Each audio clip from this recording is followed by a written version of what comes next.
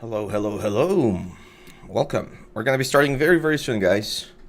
I'm just finishing some setup here on the computer.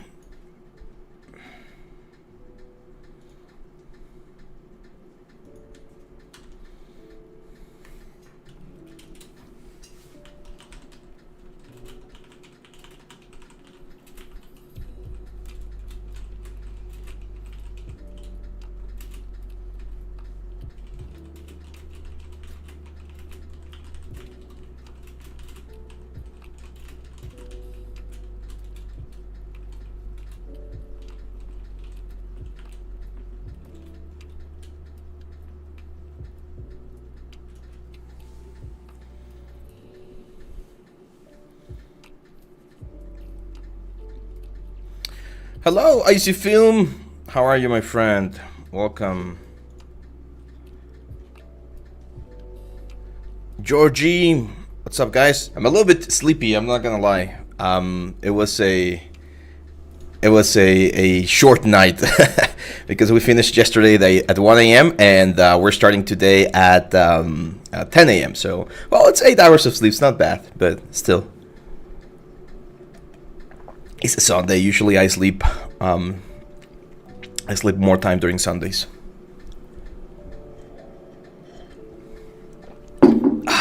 How are you guys doing? What time is it over there? It should be a little bit later, right?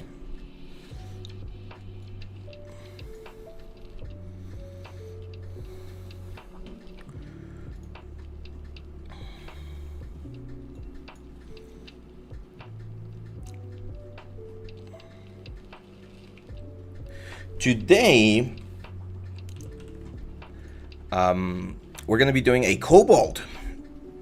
A super famous like creature from fantasy games, and Pathfinder has its own sort of like kobold, and it's this one right here. It's a little bit more, I don't know how to say it, more like lizard-like, more draconic. I really like it. So we're gonna be doing this little guy right here. However, we do need to wait to see if there's going to be any live students on the Discord. I have one person that signed up for the event, so we're going to be waiting for her. And if she shows up, and we'll just decide whether or not we'll be doing this character.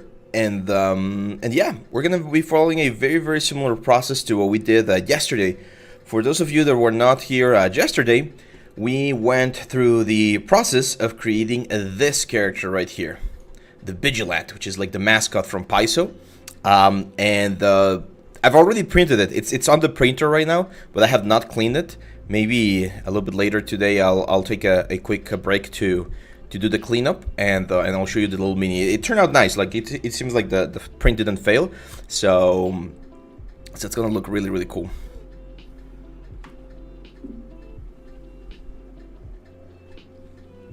The live, by the way, because this is a question that I've been asked quite a bit. Every single live that we do, my friends, every single live, it's going to be right here on the YouTube channel. So if you go to our YouTube channel and you go to the live section, you can see this one right here. Look at that. We broke the record yesterday with 3 hours and 53 minutes for our stream. It's the full process, like from complete scratch all the way to this final piece. I can actually show you. I can show you the file real quick while we're waiting. There we go.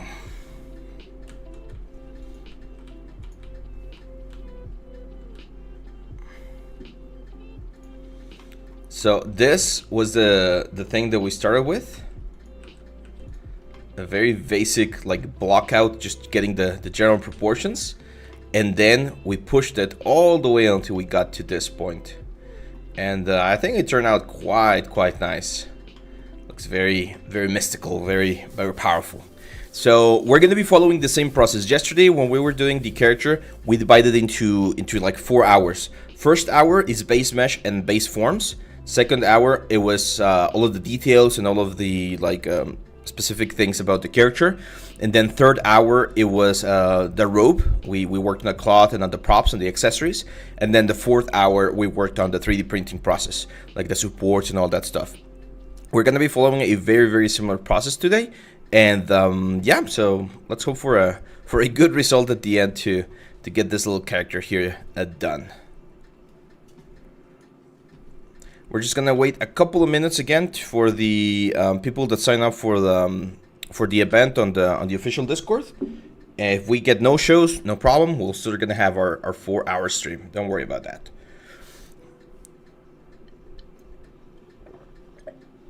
Tomorrow we're gonna continue with Mermaid.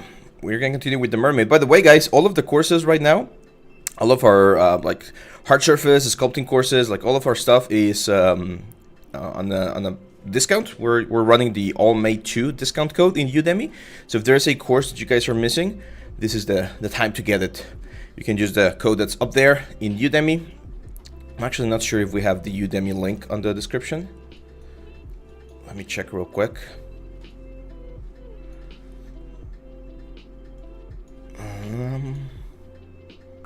Yeah, so the Udemy link is on the description. You can just go there, pick any course that you like, and if you use the code that's up here, you're gonna get the maximum amount of discount available for that one. Some countries, it depends on the region, but some countries get all the way to like 90%, others get to like 80%. Again, it depends on the country, but you will get the max amount of discount for your region.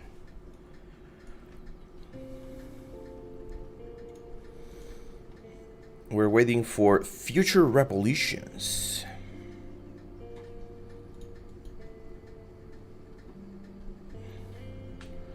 Let me know if the music is too loud as well. George is asking, is Blender better than Maya at handling high poly meshes? Since the sculpting is available in Blender and it allows you to really go into detail, does that mean the high polys are better compared to Maya? Yes and no. So Maya can handle a lot of polygons. However, I've mentioned this before. The number of polygons is not really the issue. Is how many objects those like polygons have. So it's not the same thing to have one object that's 5 million polygons than have 10 objects that are each like 500,000 polygons, right? 10 objects that are 500,000 polygons are way easier to manage for both softwares than having a single one that's 5 million polygons. So I do think Blender's sculpting tools are way better than Maya, but they're not as good as ZBrush. So you get like Maya and then Blender and then like ZBrush all the way over here, right? So it is a good sculpting software. If you don't have a ZBrush or you can't get a license, then learning sculpting in Blender is a really good option because it allows you to create things with a high amount of detail. I think one of the big things about Blender that it has that's really cool is the Dino Topo thing, which is pretty much like Dynamesh. Maya does not have something like that, so it really brings it down in that regards. But the thing is, both Maya and Blender, they literally load every single polygon into memory. That's why they can handle as many. And ZBrush, it uses this like weird C thing, the pixel things, to alleviate the performance hit on computer. That's why you can run ZBrush on like very old computers and still get like high amounts of polygons, because it uses a different sort of like method or workflow to generate the topology that we're working with. Bill Gaming, thank you, my friend, for letting me know. Yes, that we do have the link on the description. Ahmed, hi, my friend. How are you? Welcome, guys. Welcome. Okay, so it's officially 10 a.m., which is the time at which the event is supposed to start. I'm gonna give the participants that were supposed to come here 5 more minutes to get on the channel. If they do not show, which again, it's not a big deal, we will just start, and I will treat this as a live stream, and you guys are gonna be able to ask as many questions as you want. Yesterday I was answering questions from the chat as well, but I of course need to pay attention to the people that are attending the event. So let's just wait 5 more minutes, okay? Let's close this real quick and let's open Photoshop. Yesterday, I came up with this idea. I've done this before, but I think it was a good thing, and I think I'm gonna be doing it with you guys as well. So I created my own like blackboard. There we go.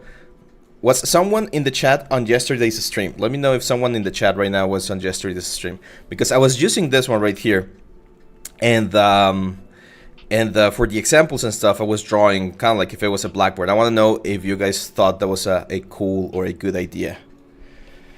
Georgie says, imagine if Maya adds mesh buildup in 2025. I don't know why aren't they doing it already. Like at this point, it really sucks that Maya still hasn't added some sculpting updates. I'm gonna tell you exactly why they haven't done that, Georgie, and it's really unfortunate, the answer that I'm about to give you, but I think that's the reality of it. They don't need to. That's the thing. Like Maya is such a big software that they don't need to do anything. Like they could just keep Maya exactly as it is, and since it's like the industry standard and a lot of studios have built their entire pipelines around them, they don't need to innovate. So that's why I was really happy when Blender started like picking like the pace up a couple years ago and like producing more and more advanced tools, because that means that they're going to be pushing the competition. And if Maya starts seeing Blender as a threat, they should be like improvising and innovating a lot more. But it's I'm going to give you a video game example. It's the same thing that happens with Pokemon, right? Pokemon is the best-selling franchise ever in the history of the world. Is the thing that sells the most. And you guys saw how the new Pokemon looks, right? Like Violet and Scarlet. It was a good game. I have it. It's a fun game. But that's the thing. Even though we knew it was a bad game from a graphics standpoint, people still got it, right? So that's what makes it like really like we are giving them the money, and therefore they don't have the motivation to improvise or to enhance or make their things better, right? So yeah. Geeth RV says, hi sir, I'm also sculpting, let's sculpt together. There you go. There you go. Yeah, this live stream is meant to be followed, so I'm gonna be going at a slower pace than usual, explaining a lot of the things that we're gonna be doing, just to make the whole process a little bit more easy to follow. We got another question from Turak. He says, I was here, I thought the blackboard was a great idea. There you go. We're gonna be using it then. I'm gonna share my screen here in case anyone wants to just take a peek at what we're doing. So yeah, let's see. Aaron says, hello sir, one question. Can I model a concept that is already being used as a character in a game for my portfolio? Yes, that's a great question. So we've talked about this before, right? And one of the big things about copyright, which is the thing that we want to avoid having issues with, right? Copyright, is you don't want to steal, but there's one thing about copyright that's called fair use, okay? So fair use is well, first of all, if you're doing something, like if you live in a country that's not the United States and that doesn't have like this sort of like connections to the United States, a lot of times you could get away with doing something, but that's not ideal. However, again, there's this thing under copyright which is called fair use, and that means that you can use copyright work under certain conditions without the permission of the copyright owner. So I would recommend you guys take a quick dive on Google and just like research what you're doing. But as you can see right here, some of the things that you can use for is criticism, commentary, news reporting, teaching, which is ours, scholarship, or research. So portfolios are like academic endeavors, right? Because they're not meant to be sold. You're not gonna be doing the character and then selling it on like TurboSquid or whatever. So you're totally fine doing that. You're totally fine, or most people are fine doing fan art. Like if I like, I don't know, Superman and I want to do a sculpt about Superman, I can do it. Like that's perfectly fine.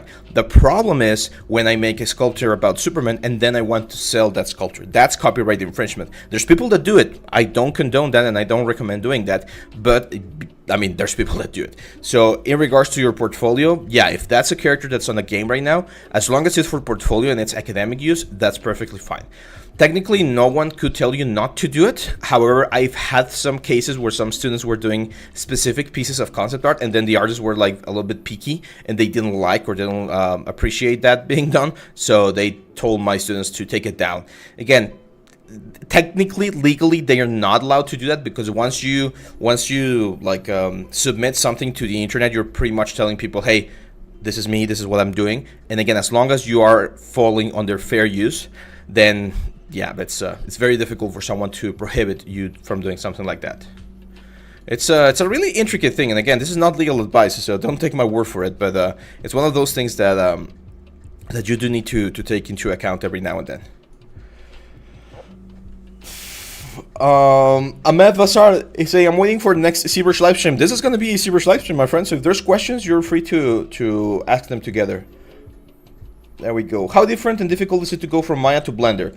If I want to learn Blender 2, no, it's not that much of a transition, Georgie. I've been using Maya for 12 years, and when I switched to Blender, it took me probably like 2 or 3 months to get the hang of it. I'm still like way faster in Maya, so if I have to pick between both of them, I usually pick Maya. But Blender has some really cool tools as well that I think are worth exploring. Like the geometry nodes that they have are added relatively recently. Those are really, really powerful. Keith is saying, I'm sculpting dragon whole completed but need to sculpt arm, have less anatomy knowledge. How can I get more out only following reference? Check the video that I did 2 days ago, Gith, which is how to improve an anatomy, like 5 tips to improve an anatomy, and use that information, like those points, to apply them to a dragon, okay? Cool. So it's been 10 minutes, guys, so let's start with the stream, and then if someone joins, that's fine. We will just keep going. So this is the character that we're going to be doing today. This is a kobold from Pathfinder, from Paizo. Their kobold design is a little bit different than other TTRPGs. And we're going to be doing this little cute guy right here. I thought this was a good one because we have a cool body that we can explore anatomy with. We have the weapon that's, again, relatively simple to do. It's just a stick with a pointy end. And we have the bracer, or the what's the word? The bandages and stuff. This is going to be a little bit more complicated on the character than our Vigilant last night, but it's going to be a little bit easier on the accessories. So we're kind of like changing one thing for the other. Now, if we go over here to our little blackboard, we need to very quickly define what the road is going to be for our live stream today. So yesterday, again, we took a step where we divided the whole project into 4 like big steps. The first step that we're gonna do is the base shapes. So we're gonna be creating a very basic like character, very basic blocking of the character inside. I think in this case we're gonna do it inside of ZBrush. We're gonna do a very basic like C-sphere build of this character inside of ZBrush, which is going to be our base mesh. Then we're going to go to the high poly, where we're going to be sculpting the character as nicely as we can, and we're going to be posing the character. That's one of the difficult or the challenging things about this project, that we're going to have to pose the character to generate a nice result. And finally, after the posing, we are going to go to the supports. Okay, so we're going to have our little figure at the end.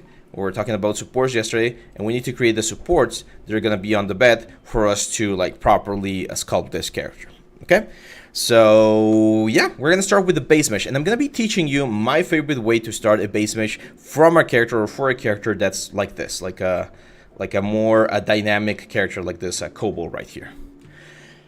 By the way, guys, as you guys know, we're doing this for PAIZOCON. PAIZOCON is the yearly event for Paizo, which is the publisher of Pathfinder. And if you guys are interested in learning about like role-playing games, Pathfinder, Starfinder, they are running a 20% discount on their store as well. So you can check their stuff and just get any of the books. My group of friends, I play with my brother-in-law, and a couple of other friends. We've been playing Pathfinder this past year, and it's just been so much fun. So we're going to start with a C-sphere. C-spheres are a way in which we can build the armature of an object, okay? Now, this is very, very important, my friends. Armatures are so underrated, like so underrated, because with armatures, you can control so much stuff about your sculptor. I remember when I'm actually very thankful that when I started learning 3D, Dynamesh was not a thing. Like I started learning ZBrush in 2011, and a couple of months after I started learning ZBrush, they introduced Dynamesh. But before that, Dynamesh didn't exist. So one of the best methods we had to generating a base mesh inside of ZBrush was using C-spheres. And the reason why C-spheres, I believe, are so powerful is because they allow us to find the exact proportions of our elements without having having to, what's the word? Without having to be second guessing ourselves, okay? So when you start with just a sphere and you start like pulling and pushing things around, it can become a little bit difficult to find like the perfect amount or the perfect proportions for the element. So that's why it's very, very important that we always use something like Dynamesh, something like C-spheres or a base mesh from Maya to make sure that we got the exact proper proportions. So these are the C-spheres right now. When I'm working with C-spheres, I like to bring my draw size all the way to the bottom. And the way this works is you just like literally click and draw on top of the object, and that's going to create a new C-sphere. So I'm going to create a new C-sphere on the top of my original C-sphere, and then I'm going to create another C-sphere on the bottom. Now, here's a very important trick with C-spheres. Every time you draw a C-sphere, you should click outside of the C-spheres to deselect them, because otherwise you keep a connection that can sometimes like just freak the whole thing out.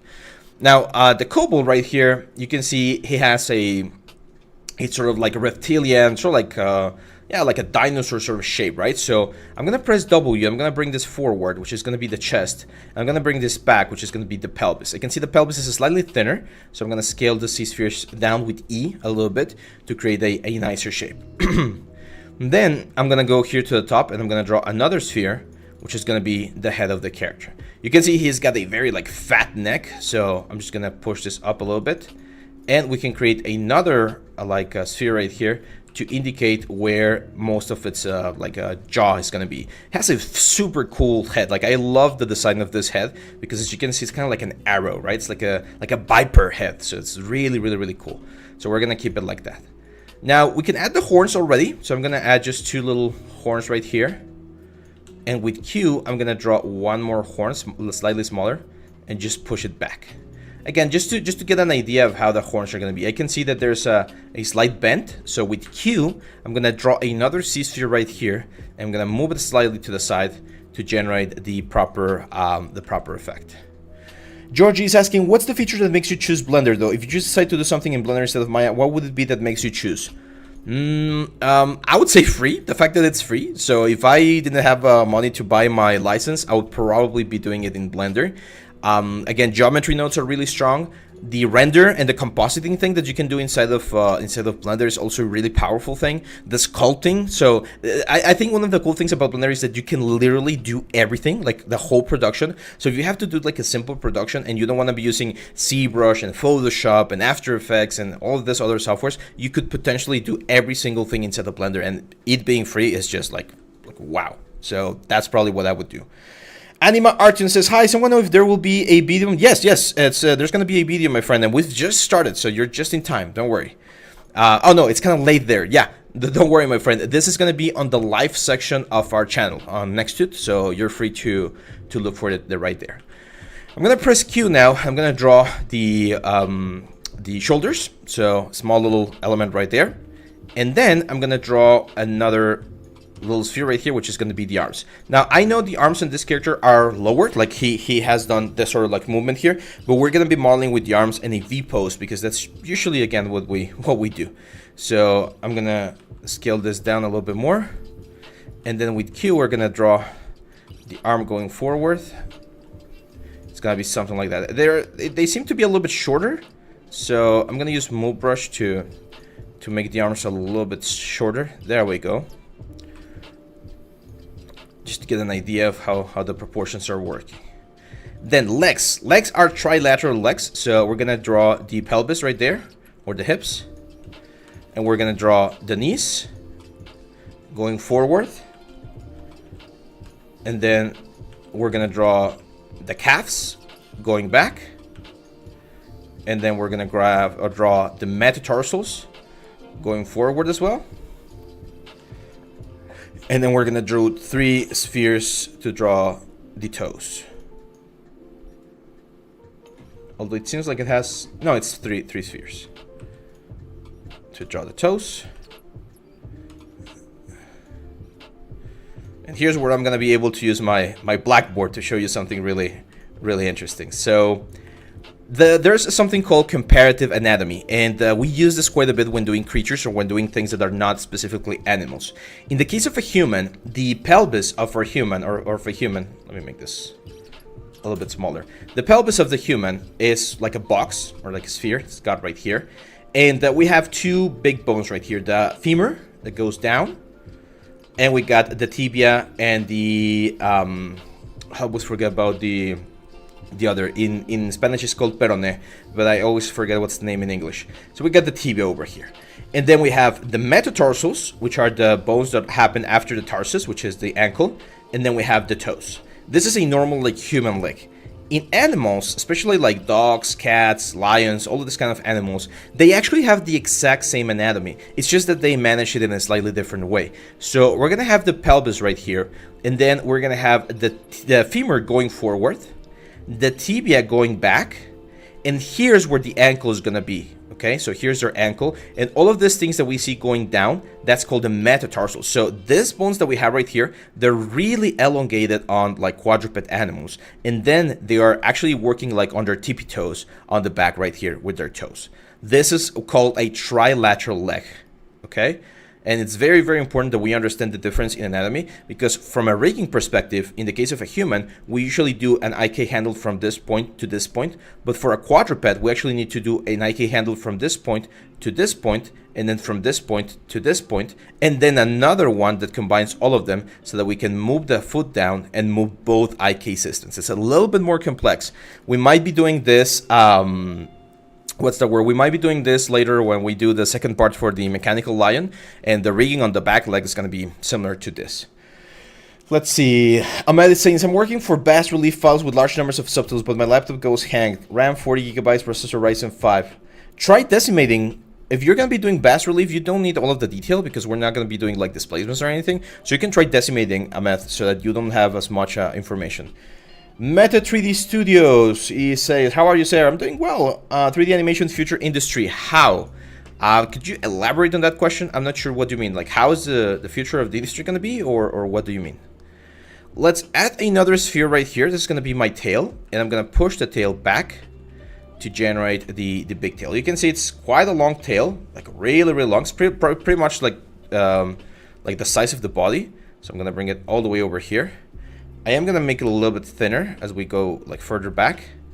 And then I'm going to add a couple of spheres right here to kind of like relax it and make it lie on the ground like this. I'm going to push the hips a little bit up like that. Probably make it a little bit bigger, the hips, just a tad bit. And there we go. So as you can see, with this, we've successfully created the very basic shape of our character, right? We've created the armature that we're going to be using, and it's time that we jump into the actual like base forms of the character. So if I press the letter A, we're going to get a preview of how the base mesh is going to look. This is a base mesh that we could have created with cylinders and spheres instead of Blender or Maya. We actually did something like that on yesterday's sculpture. So either way, like, it doesn't really matter how you get to this point, but it is important to get to this point, because again, this is going to be the point that's going to allow us to start working on the base shapes a lot better. So once we have this, I'm going to go all the way down here to adaptive skin. I'm going to say make adaptive skin. This will create a new subtool here on the top, and this is the subtool that we're going to be using to clean our stuff. So yeah, that's it. Let's save this real quick before we start. So we got an asset that we're going to be using. So we'll call this Cobalt. Georgie asks, would you say rendering in Blender is faster, better than Maya? I would say they're pretty much the same. Like, yeah, they're pretty much the same. Because they both have GPU render. I think Eevee, the real-time rendering from Blender, is definitely better than the one that we have inside of Maya. So it's definitely better than Viewport 2.0. So you can get a lot cooler things from Eevee than you can get from Viewport 2.0. But in regards to like Arnold and Cycles, I think they're very, very similar. Okay, so we're going to start now working on the base shapes. And here's where our anatomy knowledge really comes into play, because we can start utilizing that information to generate or start building up the anatomy for our character. Let's start with the arms. I think the arms are really, really cool, and it will be nice to have a cool effect right here. So I'm going to start with my clay buildup, and I know that right here on the shoulder, we're going to have, of course, the shoulder muscle. So the deltoid is the muscle. It has a sort of like teardrop shape. It starts very wide on the top of the character, and it goes into a thin point in the middle of the arm. There we go, kind of like a teardrop. And then I'm going to start actually removing volume from this area, because the arm has this very interesting thing where it's a little bit flatter on the side. It has a lot of volume here on the front, where we're gonna have the bicep, for instance. So our little bicep is gonna be right there. But in the center, like right here, we do have another muscle called the brachialis, but it's usually a little bit simpler. So we're not gonna be adding too much volume there. I'm gonna be adding a little bit of volume on this side right here for the tricep, and this is gonna be going towards the elbow. Okay. Remember, in the video that I uploaded again like 2 or 3 days ago on the anatomy video, I explained that muscles, they kind of like intertwine. They kind of like what's the word? Weave between each other. Like it's kind of like a weaving process where they go into each other. So it's really important that we try to respect that sort of like silhouette. And then I'm gonna use trim dynamic to clean up all of the brush strokes that we have. We have a good amount of points. As you can see, we have almost 3,000 or a little bit over 3,000 points. So that for anatomy is just like more than enough. We're gonna start working from there. Then we got the pectoral muscle. The pectoral muscle is a really, really interesting muscle. It goes from the clavicles, which will be right around here. It goes to the sternum, which will be right around there. And it goes towards the arm like this, kind of like a shield again. So that's the area where the pectoral muscle is gonna be. But in the case of a lizard, I would expect it to be slightly different. So I'm actually going to start carving in here where I would expect the border of the rib cage to be. I'm going to start adding this sort of like effect. And I'm going to start doing the strokes going towards the arm. Like this. All of this we're going to replace later with scales and more stuff. You can see a really interesting like fold right there on the pectoral muscle as well. So we're adding all of these things right here. Let's see. Good evening, Jogesh. Welcome. Georgie says, whenever you can, could you show us quickly what settings you use for fast real-time rendering in Maya when you have it? Yeah, we'll do that later, my friend. Probably not today, but during the week we can explore that. So Bam says, well, I went to sleep yesterday in the middle of the live. When I saw the live, I got scared thinking that you were streaming it since yesterday. No. Imagine that. I'll be dying right now. I've never done... Like, yesterday's was the longest stream. I think today's also going to be a really long one. But I think 4 hours is like... That's a good amount of streaming that you should stop after. Because I don't think it's healthy to be sitting down for so long. No. This is a new session. A new stream. So that's the pectoral muscle right there.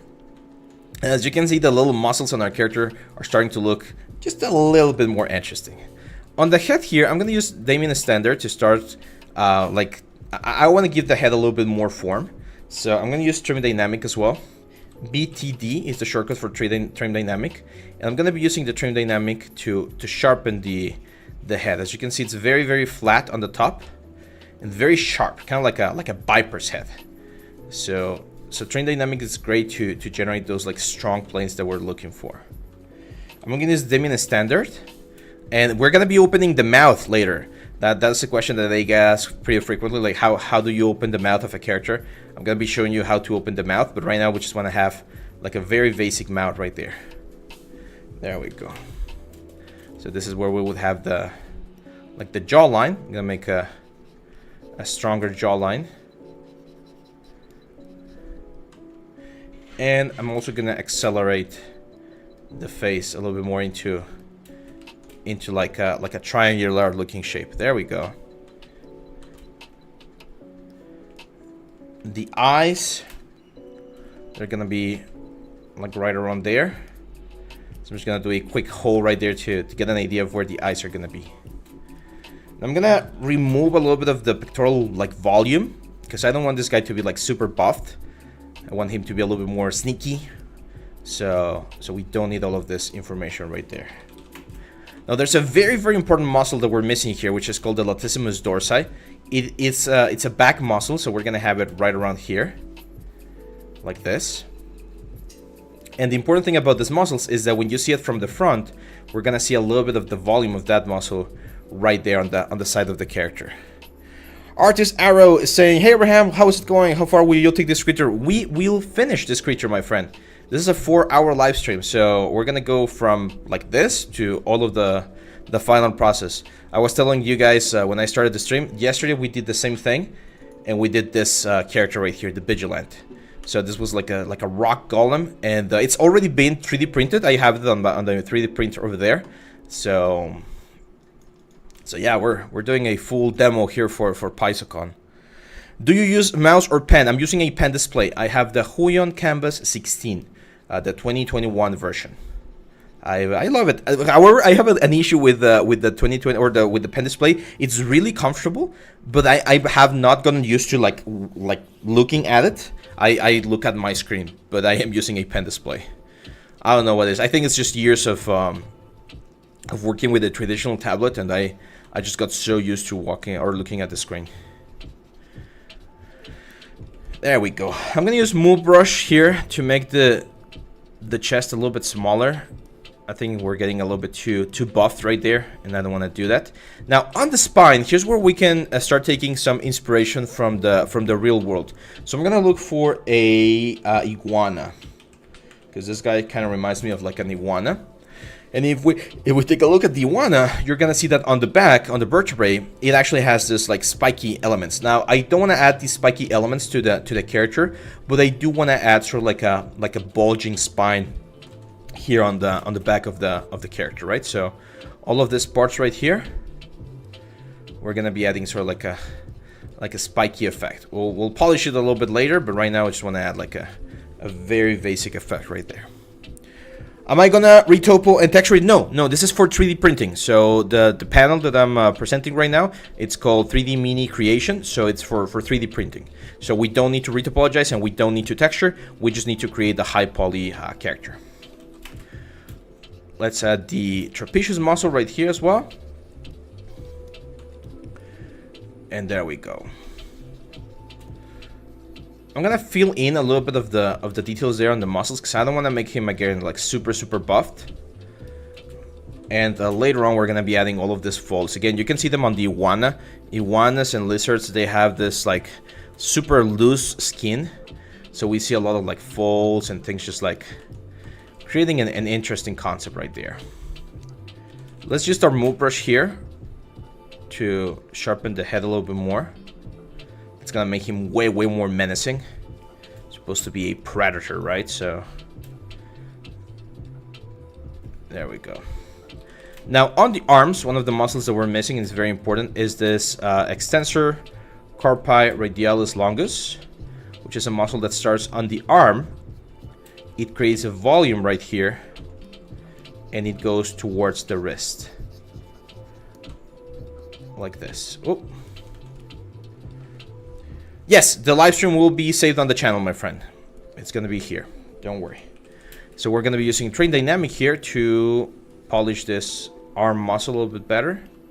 And we also need to add the muscles here. These are called the flexors on the inside of the arm. The arm is kind of like a chicken drumstick. We're gonna have a lot of volume on the top and not so much volume on the wrist. So we start with like a really high volume, like here on the outside, and then we go to really small volume on the inside. Cool. Another thing that I definitely want to do is I'm not sure if I want to do this with the back, like a more humanoid back, or if I want to give him like a hunchback, kind of like a lizard thing. On the concept, it's not really clear, but I think I'm gonna make it a little bit more hunchbacky. Just a little bit. There we go. Then we're gonna have, of course, the hips, which is gonna be right around here. Reptiles, I'm not sure if reptiles have like reproductive organs. I guess they do, right? Must have something. But in this case, I'm just gonna fill in the volume. Remember, that's one of the rules. We never do the genitals of any character because it's too distracting. But I'm just gonna like indicate where the volume would be.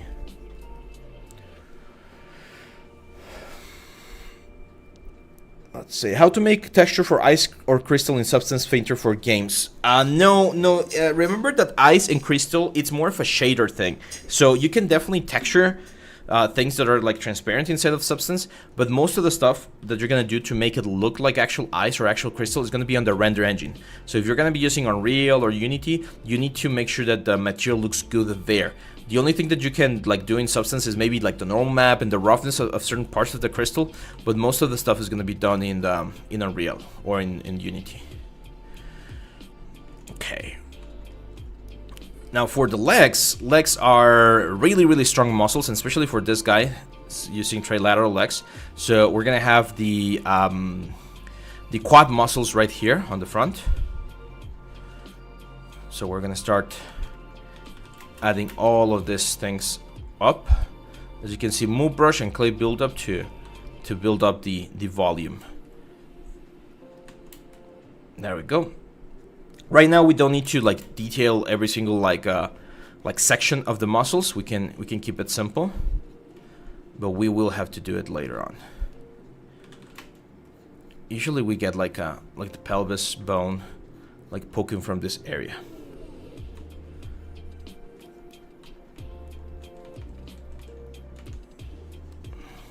Just gonna blend in this will be like the butt, but it gets like combined with the tail, of course. And there we go. We're probably gonna be referencing like T-Rexes or something later on. I'm gonna use BCB again, clay buildup, to add a little bit of volume here on the back of the leg.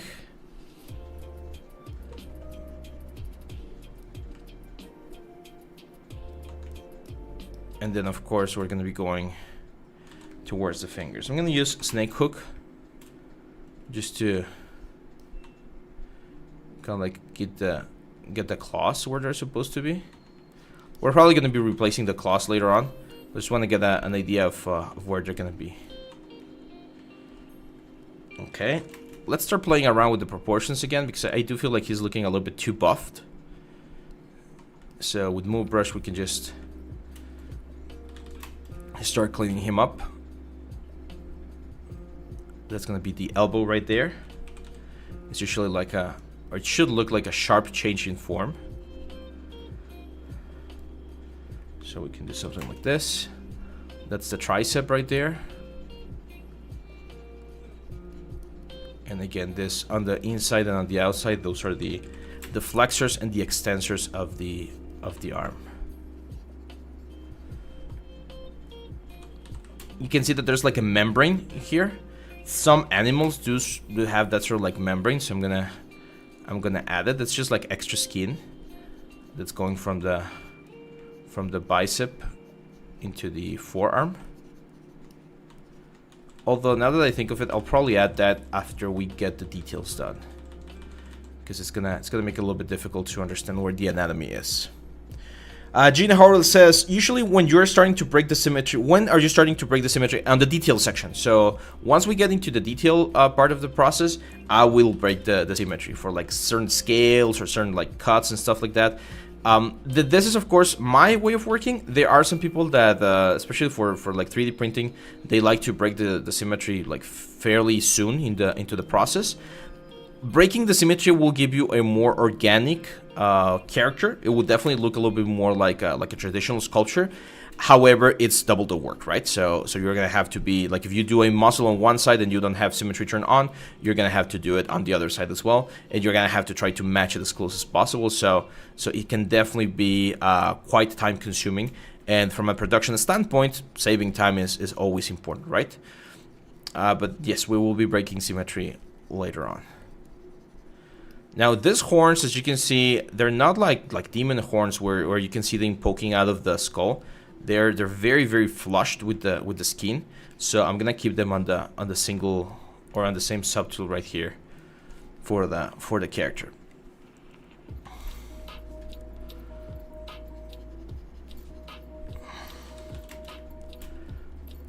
Let's modify the anatomy there a little bit. And we're gonna be changing this right here.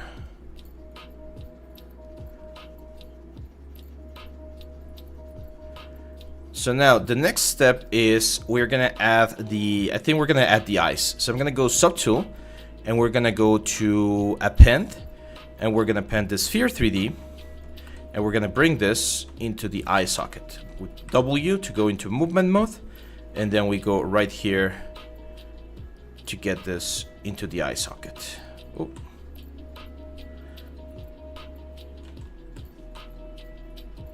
Something like that. There we go. I think those look like good size. Usually for 3D printing, we want to exaggerate the amount of or the size that we're using this element. Or rather, if you make things a little bit bigger for 3D printing, it makes it easier to paint later on. And especially for miniatures, that's really, really valuable because they're really tiny. So if you go with a lot of like super realistic effects, it can definitely become a little bit complicated to, what's the word? To paint and to work with. So I'm gonna keep it like that, and of course eventually we're gonna have some eyelids, and it's gonna give us a really realistic effect. Let's select the eye, and we're gonna go C plugin. We're gonna go subtool master, and we're gonna mirror this to the other side, and there we go.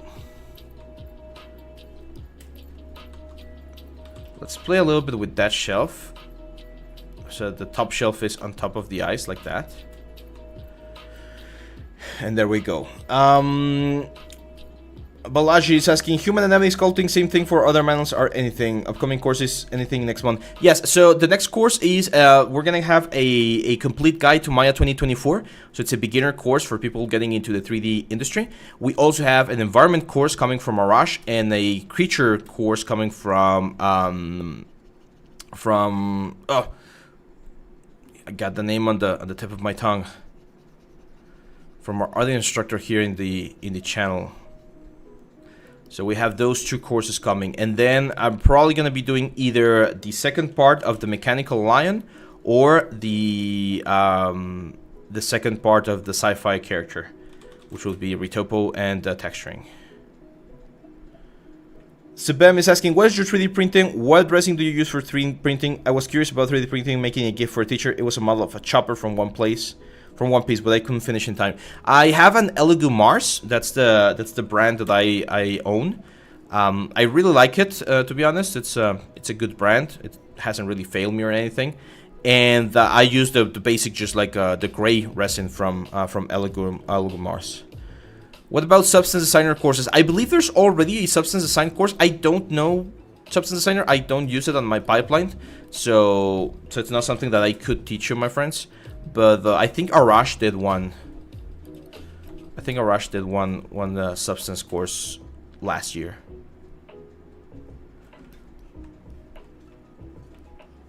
Okay. I'm gonna round off the jawline here a little bit more. And now let me show you guys how we could open the mouth. It's gonna be a very, very simple mouth, but it's gonna give this character a lot of character. It's gonna make him look really, really fun, really cool. So the way we open the mouth is as follows. We are gonna mask out the jawline and the mouth that we want to open, like this. We're gonna invert the mask, and we're gonna position the pivot point on the hinge of the jaw, like right around there. And then literally, we're just gonna open it like this. Okay? Then what we can do is Dynamesh to paste this on the underside right here. We definitely need to do a little bit of resculpting. That's why it's important to open the mouth early in the process. Otherwise, I usually wait until the very end of the process when we're already like retopologized, because it's a lot easier at that point as well. But there's a lot of rebuilding that you need to do. So if you know that the character is not going to have the mouth open, then, I mean, don't open it. But if you think that you're going to be using it, it's a good idea to open it from the beginning. So now I'm going to grab my select lasso. I'm going to select these things right here. But the thing is, if I just try to delete hidden, which would be like a very obvious thing to do, right? Like just delete hidden. The problem is when we Dynamesh, it just closes it back up. So in this case, the knife brush is the one that's really, really good. So I'm going to go to my knife curve right here. I'm going to start drawing. I'm going to hit double tap Alt and just cut that out. And as you can see there, that's actually like cut it out. So now that we have this, it's a matter of resculpting. So just go here. Let's bring back the little like sharp effect that we had. It actually has like a serrated mouth, so we're gonna play with that. Now the cool thing is these are actually like polygroups, so we can go into the polygroups to mask them out, and we can just like carve them in a little bit to generate the inside of the mouth. But again, there's a lot of rebuilding that needs to be done, to be honest. It's not a super simple process, but it's part of what we need to do for characters like this. Let's do the nostrils. And here's what I'm definitely seeing, that my lower mouth is really big, so I'm gonna modify the jawline so it's not as big.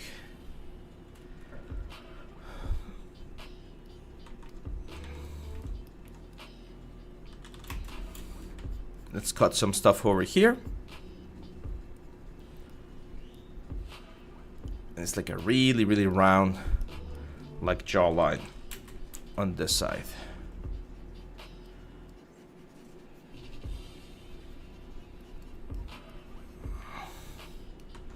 There we go, that looks good.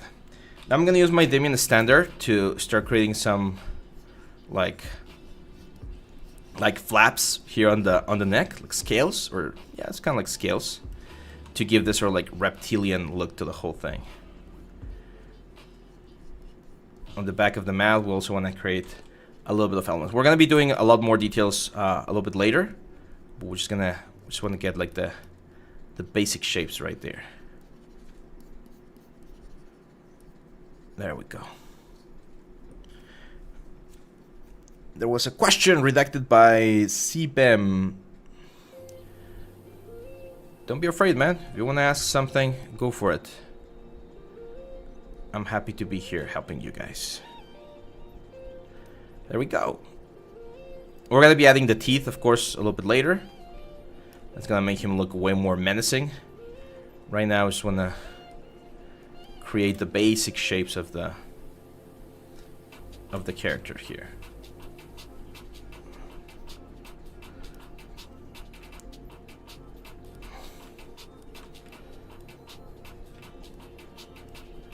I can see that the eyes are a little bit more accelerated.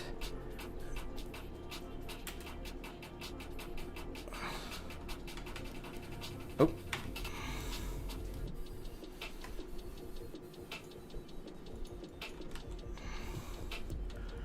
So I'm gonna push them out a little bit more, even if that means going to the eyes and pushing them out as well. But I feel like the head's a little bit broader right there. There we go. So now what we're gonna do here is we're gonna start just like using Train Dynamic to polish things. I would expect there to be some sort of like a neck muscle going from the back of the jaw to the center of the character. But again, since got this sort of like chubby neck, I think the neck's a little bit too chubby, so I'm gonna use my move brush to make it a little bit thinner. There we go. Maybe make him here a little bit buffier might not be a bad idea.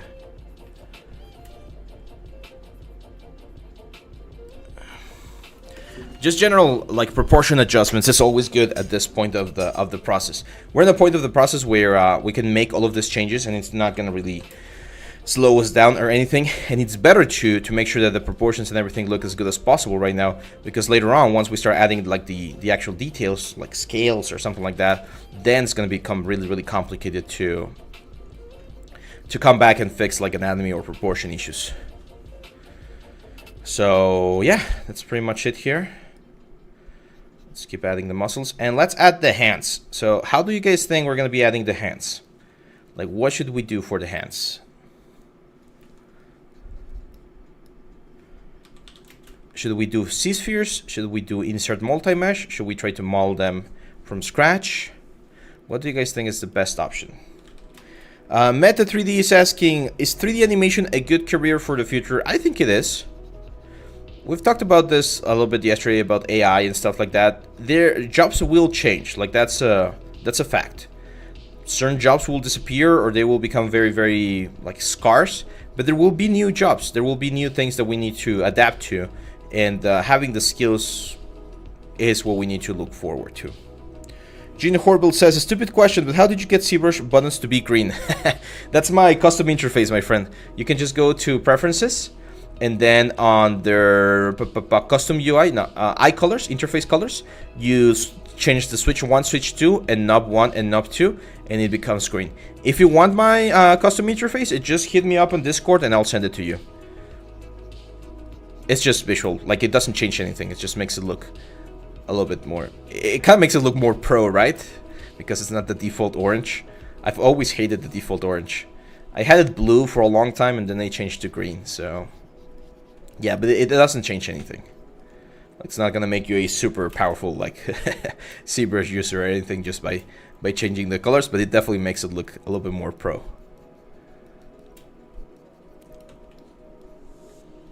There we go. I definitely want to make the hips a little bit thinner.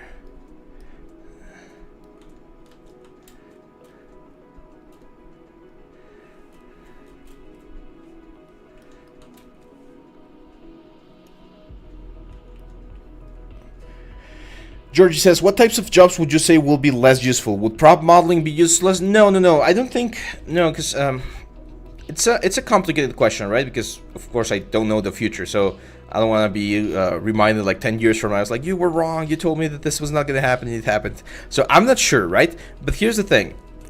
Things that are simple to do will become simpler to do. Things that are complex to do will become easier to do. What do I mean by this? Take a look at graphic designers, right? Graphic design was a really like a strong career like 20 years ago. People getting into graphic design were able to be working for like super important brands like Nike and Adidas and Coca-Cola and stuff like that.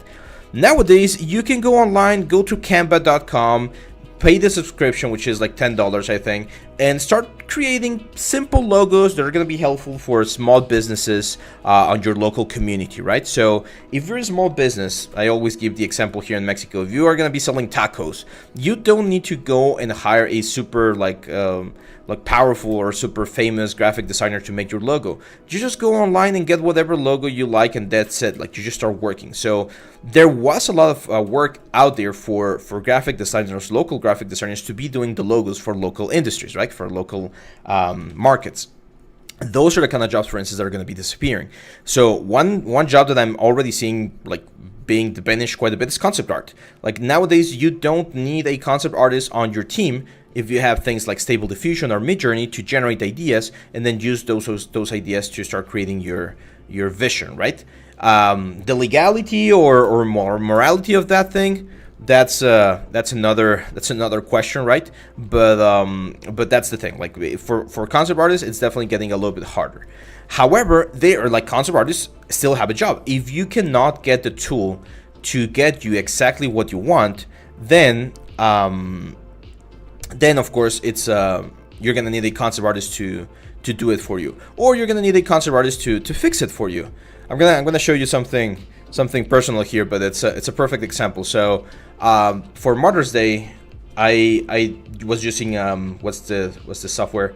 I was using Midjourney, and I did this little like illustration of my family, right? It's like stylized Disney illustration, but I still had to retouch it in Photoshop, and I had to do a little bit of paint over. The hands, for instance, are messed up, so there's a lot of things that are not perfectly working, but it gives you a good start. So it was just a small gesture that I did for my wife and my kid, my family.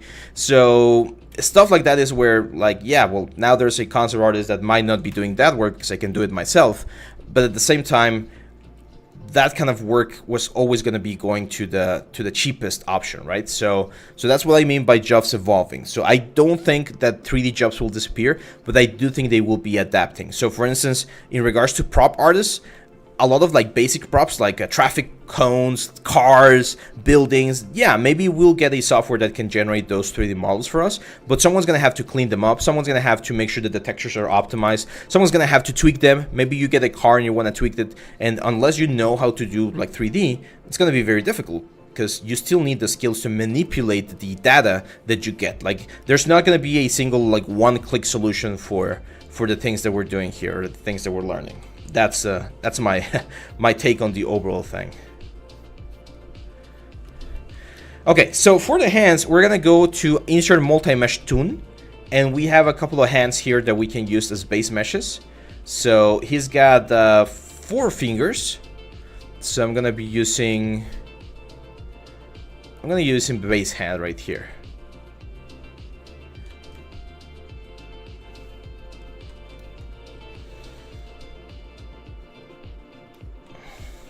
I usually like to rotate my hands a little bit to the inside to get like the wrist bone a little bit more silhouette. So we're gonna position this right here.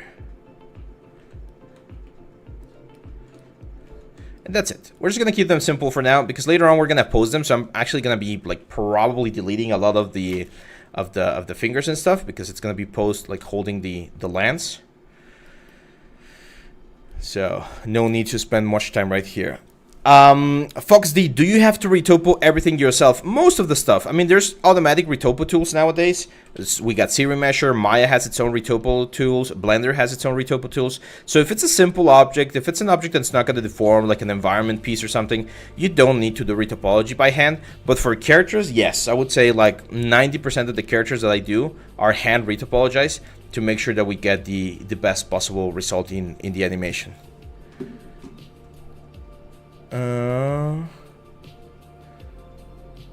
I'm getting an error. Stream status poor. Why? Is my internet slow? Are you guys seeing everything like properly? It doesn't say I've missed any frames, so let me know if the stream is working fine, guys, because I'm getting an error here from YouTube.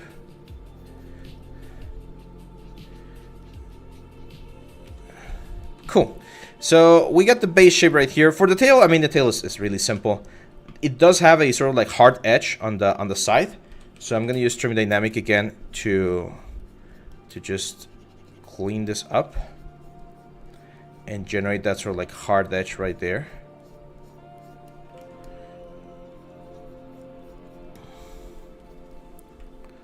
All is going great over there. There we go. YHG is saying, I'm working on my portfolio and sometimes I can't figure out if I completed my work or do I need to add some more details. Do you have your own guidelines about it? Yeah, there are some guidelines. If you want, my friend, you can submit your portfolio for the next portfolio review, which is going to be in the middle of June. And I can be, I'll be happy to give you a like specific pointers for your work. Just make sure to leave the little message and let me know that you asked this question on the stream, so that I remember that it was you. But yeah, there is a point where you can stop. Like that's always like the question, like right? That's always the question, right? Like, should I keep going? Should I stop? Should I do a new piece? Like, where's the golden line? And there are a couple of things that you can look for to know if you're in that specific position.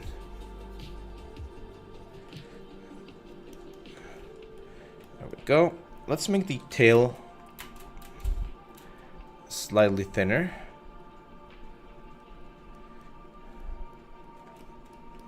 Now I'm not going to go super thin because, again, from a 3D printing perspective, if we go really thin, then it becomes really complicated to print. Like, super thin objects do not print well. So we always make things slightly thicker than what we might normally do. On the back here, I'm gonna like indicate a couple of the muscles. So we will have one here, have a couple of muscles right here, and then the trapezius right here. So just a very quick, simple indication of muscles is more than enough. I'm gonna use them in a standard here to carve in a little bit more. This is another one of the concepts that we were talking about yesterday. It's like you usually want to carve things a little bit more than you would normally do for like games or commercials, because in 3D print, again, especially at the size that we're going to be 3D printing this one's going to be like about this size right here. So we need to make sure that the details that we're sculpting can be seen at that specific distance. And if we don't like really push in or carve in, then it becomes very difficult to see that detail.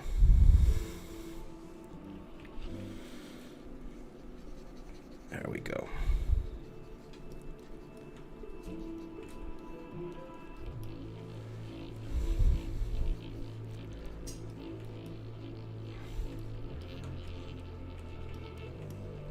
think the foots are really big.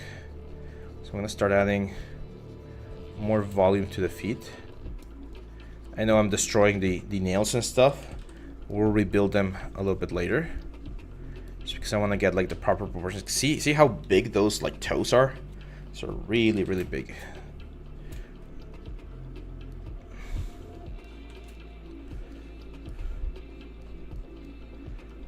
And it makes sense, right? To have like bigger feet to support the whole weight of the character.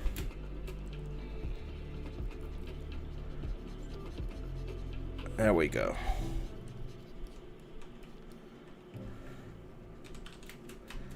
Okay. So we're in a position where things are looking quite nice. And I think we can go into the posing section. So I know that this posing is gonna like completely and totally break up the symmetry. But again, since we want to do this in a way that that makes it easy for us to get a nice result, I'm gonna delete the hands. We can definitely try posing. It's gonna bring its own sort of like issues, right? Because it's not as easy to work with something that's posed, but at the same time it's gonna bring us into like a more artistic side of things for what's the word for sculpting. So let's do it. I'm gonna go here with the sphere. Let's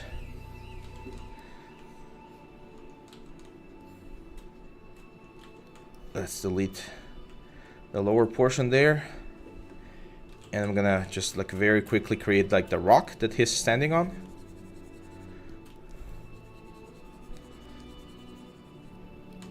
A lot smaller.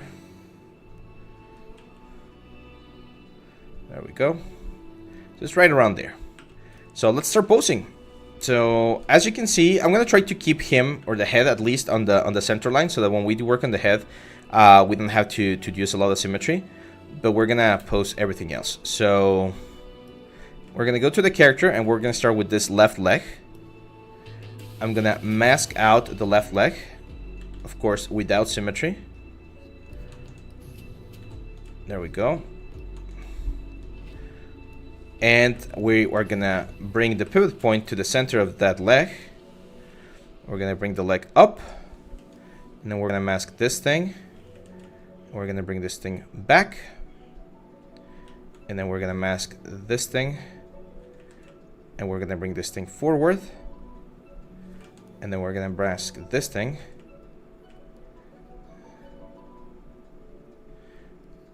and we're gonna bring the foot down.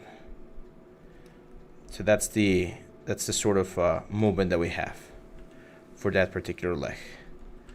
And then the other one, I'm gonna grab the leg as well. Make sure not to select anything else. Invert. This one we're gonna move back, and then we mask this thing right here. We're gonna move down, and then we're gonna move back. So that's gonna be like the base. He's gonna be touching that thing. I'm gonna grab the rock, and I'm just gonna move it to the side a little bit, so that it looks like he's like standing on that specific rock. And there we go. Then I'm gonna go to the character again. I'm gonna grab the whole torso, and he's like a little bit more like crouched down. So I'm gonna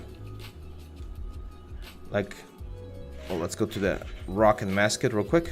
I'm gonna bring him down a little bit, and then I'm gonna grab the head. I'm gonna bring it up a little bit. As you can see, that's gonna give it a more sort of like menacing pose. Then this arm right here, we're gonna go right there. This arm, first of all, it's gonna be closer to the body, and it's gonna be like this. And then the arm itself, it's kind of like bent a little bit forward, so right there, because the spear is coming in this sort of direction. Actually, a good idea would be to create a cylinder here, and get a general idea of where the spear is gonna be. Again, from a 3D printing perspective, we want the spear to be a little bit thicker than what we normally would use, because otherwise it's not gonna print nicely. So he's gonna be holding the spear in this sort of direction. And we can imagine that the hand's gonna be right there. Right, so the hand's gonna be like holding the sphere or the spear right around there. And then we need to rotate this a little bit more so that we can get this other arm to get closer to the spear. I know that the eyes got like destroyed. That's fine. We'll just replace them in just a second. So this arm right here, we're gonna rotate. We're gonna move forward. We're gonna keep rotating it. This is where concept art starts failing a little bit, because as you can see, like even if I try to rotate the arm, it's not enough. So I'm gonna have to really rotate the spear like this to make it close, or to get it close to the hand so that it can actually hold it. Because otherwise it's not gonna work. Like the original like inclination that we have, we will need to really twist the whole body of the character to make it get there. So that's not what I want, because it's gonna break up the 3D effect. We could of course rotate the whole character a little bit, but I'm gonna break the symmetry on the head, and I don't want to do that. We could activate the clavicle a little bit, so I can lower this clavicle just a bit there. That might give me a little bit more range. It's not going to be too much. So in this case, I think the solution is actually to rotate the lens, so it's a little bit more like this.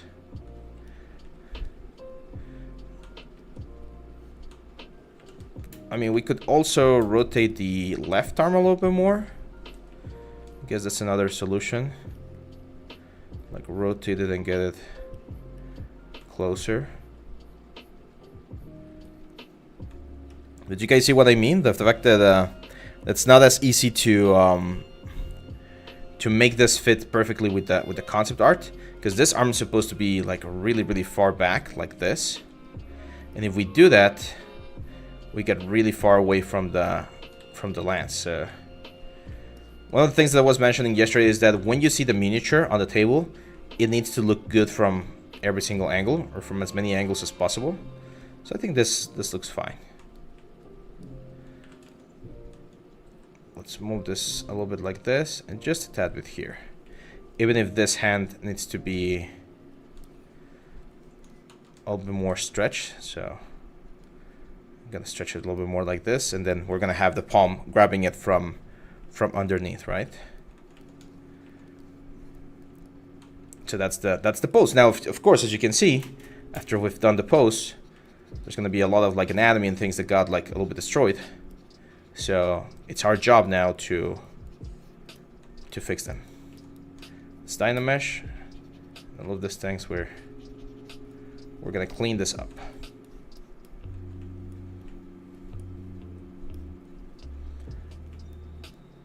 Clean this up.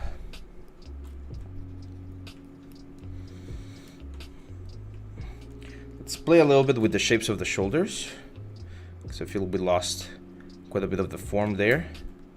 So I'm gonna bring back a little bit of that deltoid shape. Same on this side. See how it's like very wonky? So let's bring it back, and we can use our Diamond Standard again to mark the elements a little bit better here.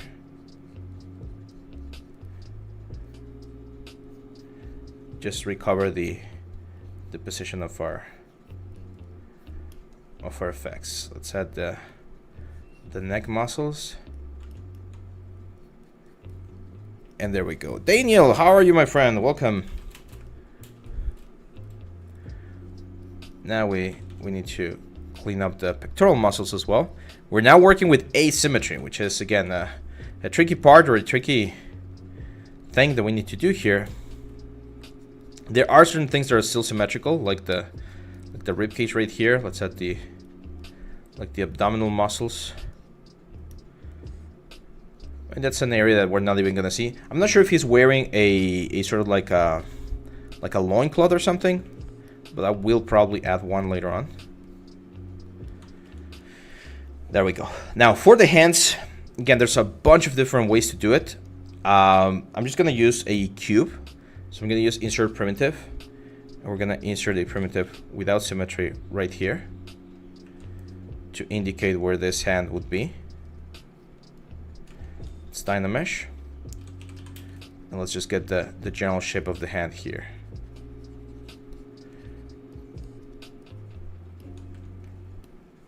So this hand right here, we're gonna have the thumb over here. Right, so that's the volume of the thumb, and then the thumb is gonna go across the lance. So it's right around there,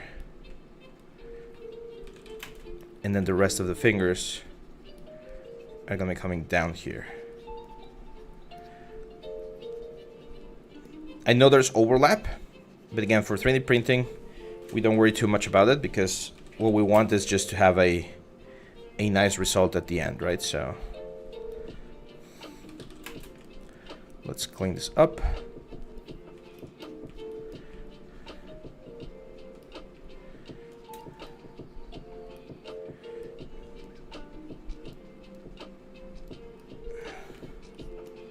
It's kind of like doing a baseball glove, right?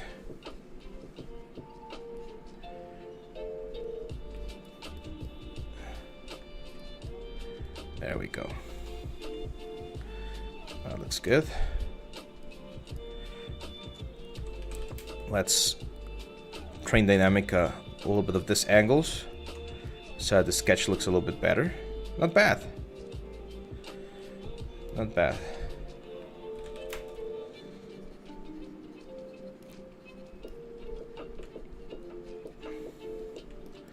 And then we're gonna do the same thing on the other hand. Looks a little bit big, the hand. So I'm probably gonna use my move brush to bring this down or back.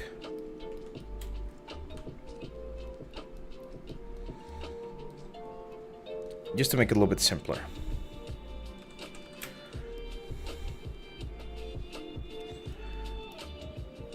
There we go.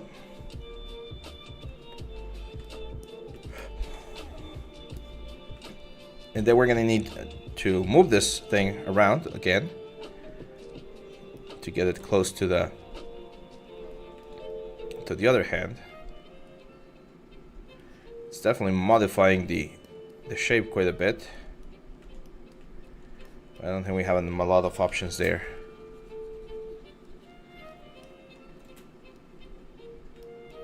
I mean, we can definitely twist him a little bit more. Again, I feel like that's gonna complicate other things later on. So I'm just gonna try to solve it with this basic shapes right here. If there's more questions, my friends, feel free to ask them on the chat.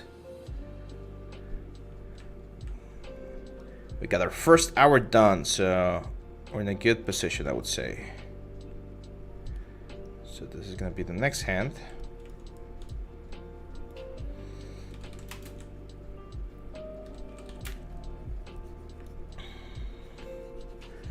And we're gonna be like, this one's gonna be holding the sphere from below.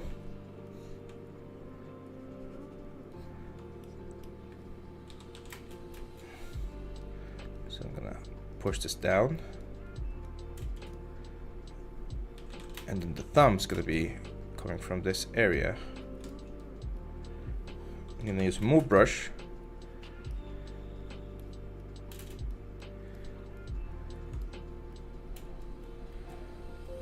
Bishal, how are you, my friend? Welcome to the stream.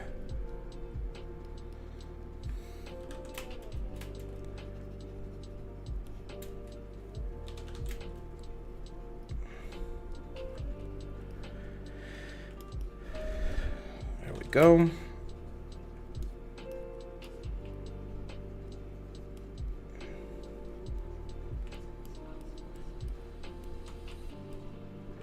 Yeah, okay, so this doesn't look that bad. I think we're in a good position here for the base forms.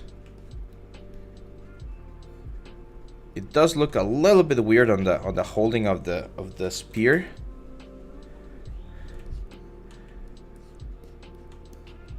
But from a mini perspective, it looks fine. I'm gonna go to this guy. One thing I'm gonna do is I'm gonna try to scale it.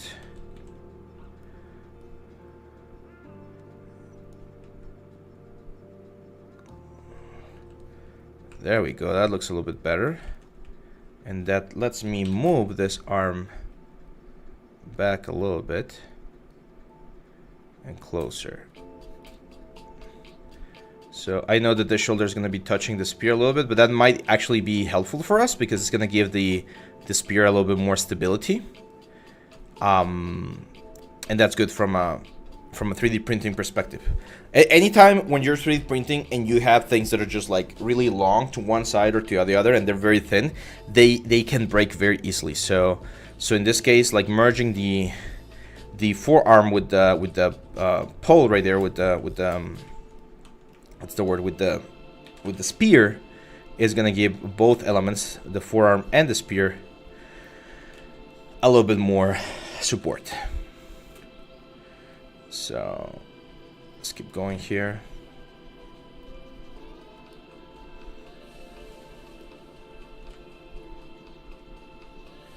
There we go. Remember guys that we got our promotion going right now, so if you want to get any of our courses in Udemy, they are with the maximum discount up to 90% discount. You can use the code that's up here, the AllMade2, and the link should be on the description of the stream. I have a specific course about 3D printing. It's called 3D printing for production or something like that, where we 3D print this character right here. It's Gabala, another one of my characters from role-playing games. And we go through the whole like anatomy process, coding the element, like everything. We do everything. Okay, so let's delete the eyes. We don't need them right now. And now that we have the pose for the character done, again, we need to see it from every angle. And as long as it looks good from every angle, then we're in a good position. We can start polishing other things. Vishal says, is it really helpful doing this fast sculpting thing? For someone who is at this learning stage, it feels like this may stop beginners from learning perfection. I'm not going that slow or that fast, to be honest. Like, this is very close to the speed that I would normally sculpt my things at. But I think speed sculpting is a good idea at first because it gets you faster with the software. So it lets you like understand the tools and the shortcuts and everything very, very clearly. And once you are not fighting against the software, then you can transition into the more like perfectionist side of things. I've shown this graph before. When you're first starting, I always recommend short exercises that get you up to speed with the software. And once you master the software or you're comfortable with the software, then you go to slower like portfolio pieces that really like polish your craft. That is usually the way that I like to work. I'm going to increase the resolution a little bit here so that we can start adding a couple more details. Let's start here with the nose.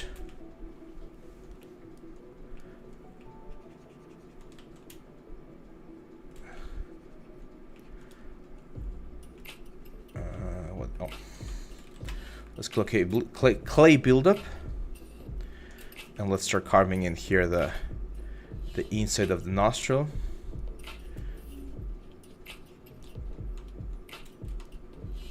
And there we go.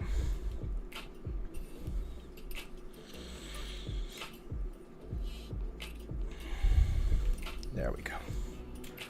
Now here on the mouth, we're also going to start playing around and cleaning up some of the shapes. So BTD, and there we go. Oh yeah. That's fine. Yeah. So again, as I was mentioning, I think the best idea is to start with small, fast exercises so that you get used to the software first.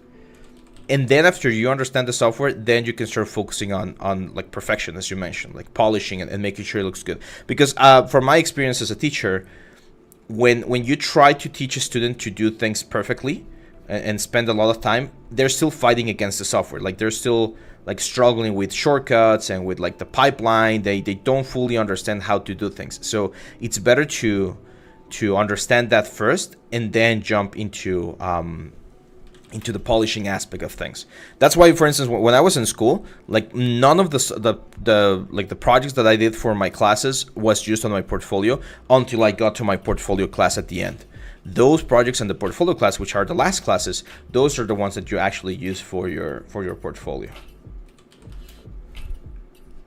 Okay, let's bring the eyes back because we're gonna need this. Yeah, I'm gonna save real quick. Master Flex. Let's save here.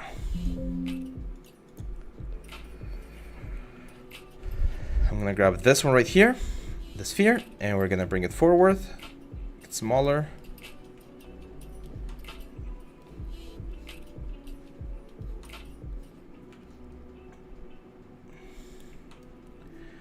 Get it in there. There we go. A little bit further out. Perfect. We're gonna mirror this to the other side, and now we can go back here. And the cool thing about having that sphere is now that everything that we do now is gonna be using that sphere as a mask. So we can start adding volume here very, very nicely. I'm gonna add some interesting wrinkles there, and you can see it's a little bit difficult to see, but you can see that pink element right there on the eye. That's like the eyelid. So I'm gonna carve in here a little bit so we can actually add like an eyelid. It's gonna make it look really, really creepy. And again, from a miniature painting perspective, having those like extra areas right there are also really, really cool. It's always very difficult to paint like this small sections, but it's also very, very fun.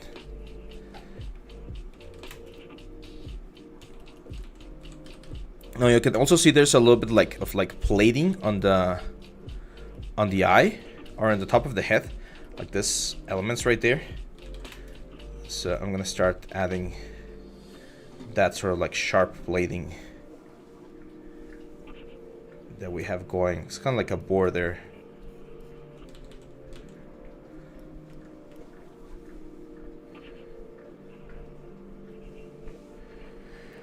Vishal says, if this would have been a AAA gaming asset, production ready asset, how much would it take to do the full pipeline, like modeling, texturing, all that stuff?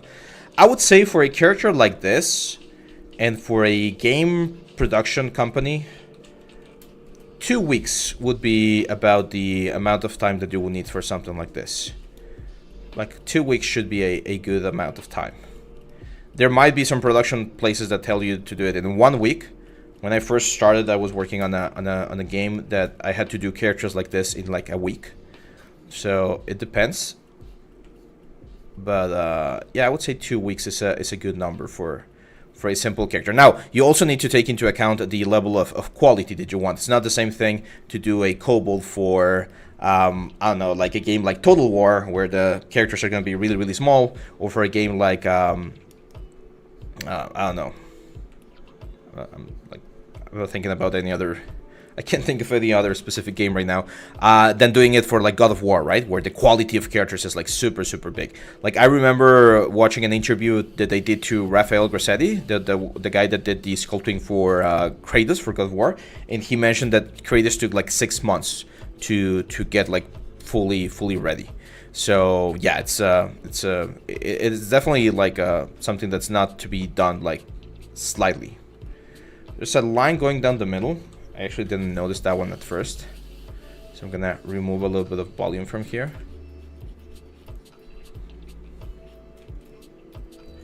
I'm gonna use my move brush to inflate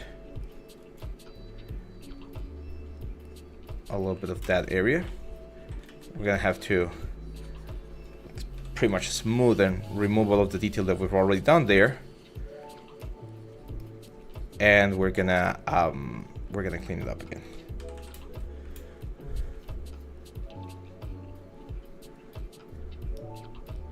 You can actually kind of like see the line, so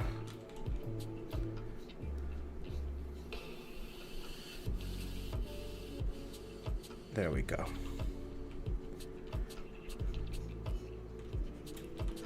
Let's smooth this out. Phone Fee says, I want to learn anatomy but don't know where to start. I have 2 courses where we cover anatomy. The first one is the 3D printing course where we do female anatomy. The most recent course as well, which is the sci-fi character girl, we also cover anatomy over there. And then the character sculpting, the Thyros one, it's like this big demon.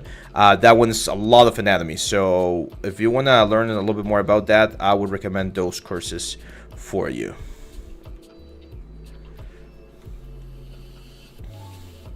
Yes, companies, they usually have an idea of how much something takes, but actually one of the first works that I had was in a company that was really bad at gauging those elements. I'm not gonna name the company, but I'm gonna tell you about the story that happened when I was there. So I got there, I was a very like 3D noob, like I didn't really know much about 3D, but they were accepting, as long as you knew how to do a bake, like a normal map and a texture map, you were in, because they were needing, they needed a lot of help. So I got there, and one of my first assignments was to do some cloth simulation, which was really advanced. And the way they worked was the following: they would assign to you like X amount of work per day, and you would need to do at least 6 hours of work every day. And they would pay you for each of those hours. So, I mean, just to give you an example, this is not the real amount, but just to give you an example, let's say that they would pay you $10 for each hour of work. And then you were like, okay, if I do 6 hours of work a day, that's $60 a day. That's not that bad, at least here in Mexico. Back in the day, this was like 10 years ago, like literally 10 years ago. And they would tell you, okay, I need you to do like a barrel.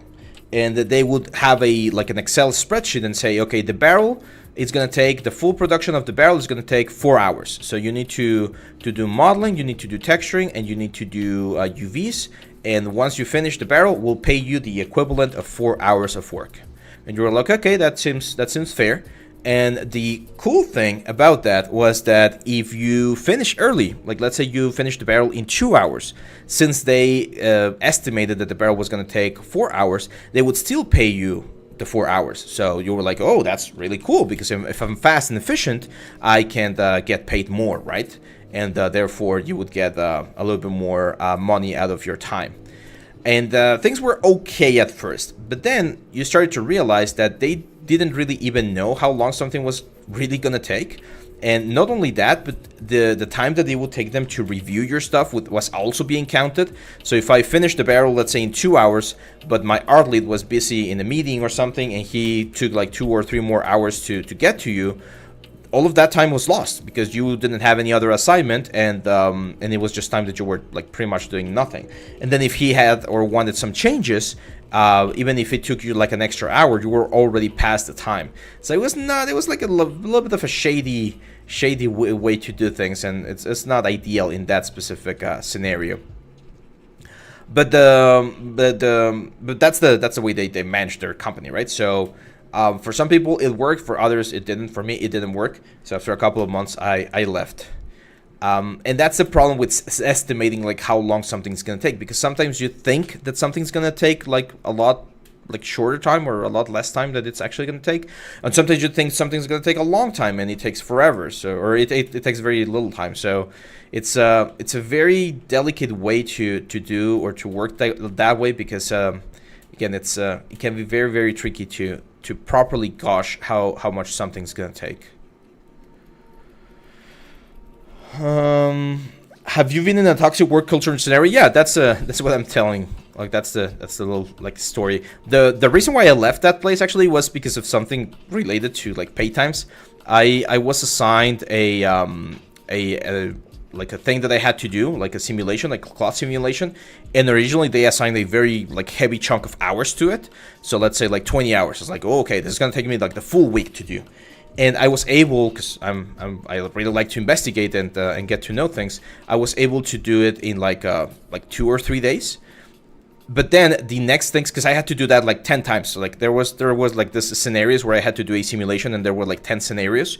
So for this first scenario, they estimated that it was going to take me 20 hours. It took me like 10 hours. I solved it. They paid me the 20 hours because that's the way they worked. But then for the next scenarios, instead of assigning them 20 hours as the first one, they assign them 8 hours because they figure out that if I was able to do it fast, I should be able to do the rest of them fast as well. So like that's some bullshit. So after I finished that like part of the works, like, yeah, thanks guys, I'm going somewhere else, and I left the place because I found out to be quite abusive, right? Like, yes, I was able to make this faster, so why not, I'm not saying reward me, but why not just keep it the same estimation that you had before? And it was a little bit bad for that. Okay, so now we're gonna go into the creation of the teeth. I think we have a good detail here on the face. All of this like wrinkles and the horns that we've just added, I think those are looking quite nice. And I think the teeth are really gonna push this thing to the next level. So I'm gonna start adding the teeth here for the character. So we're gonna go to append over here, and we're gonna append a sphere. We're gonna grab the sphere. We're gonna make it really, really, really small, closer to the size of a teeth, probably a little bit bigger. There we go. And then with trim dynamic BTD, we're gonna sharpen this up a little bit more to make it sort of like a pointy bit. So we're gonna make this a pointy bit. Oh, make sure that we press X to turn on symmetry. Wait, we don't have symmetry? R. Oh, there we go. So BTD to go into trim dynamic, and we're gonna sharpen this up into a sort of like pointy teeth. Again, we don't want to go to a very sharp point because from a 3D printing perspective, very sharp points, very thin lines are very difficult to 3D print. They can break very easily, even if you have like proper supports. So we're gonna keep this a little bit more like a chunky teeth right here. Paras, welcome to the stream, my friend. There we go. So now that we have this, we're just gonna start positioning it where it's supposed to be. So we're gonna rotate this around, rotate this towards the front, and I can see 1, 2, 3, 4 teeth on the bottom part of the mouth. So let's start with those first. We need to get rid of symmetry, of course.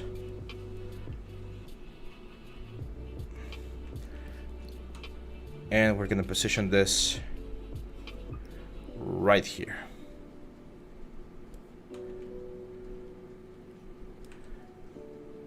Right there, perfect. Yeah, that looks good.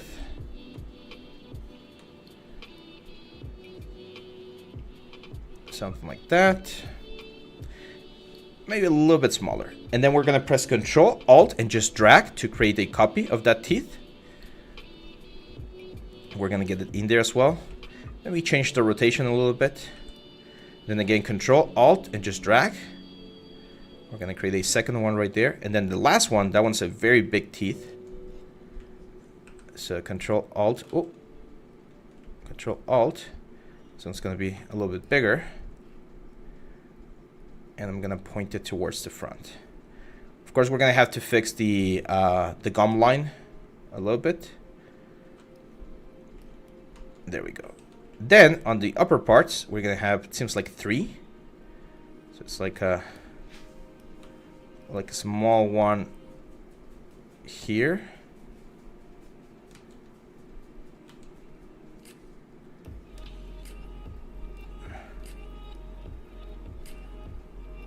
Right around there. And then there's another one, probably a little bit bigger here. And finally, a big sort of like fang here on the front.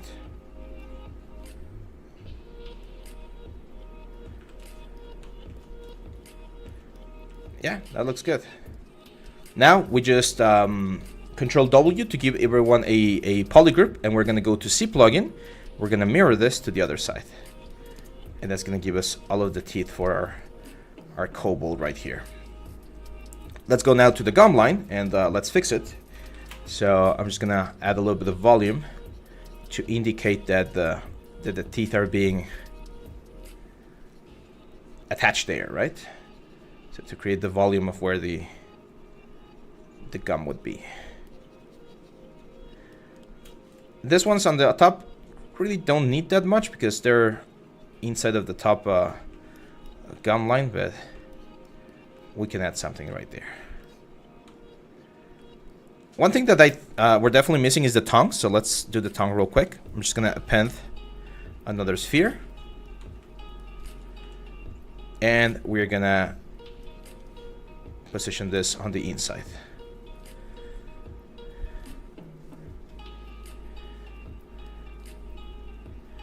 Now with move brush, I'm gonna move this back. Oh, make sure that we have symmetry enabled. And just to make this a little bit better,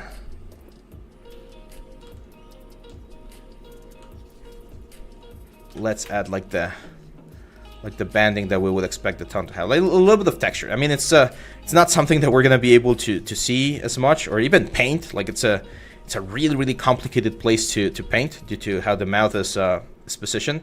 But just adding that detail, I think, could really help the overall piece. Just a little bit of volume there, just to make it a little bit more organic. And there we go. Not bad, right? Not bad. It's a little bit of the folds that we would expect to see here on the neck.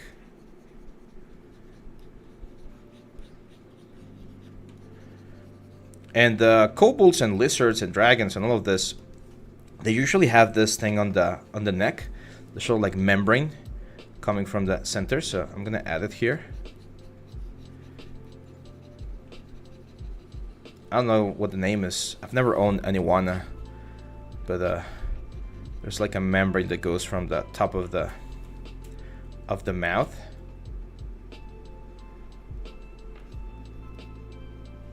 And it really helps.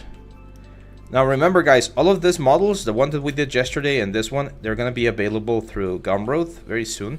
I'll probably post something to Reddit when this is done, so that people can find them, and they're gonna be free to download and print.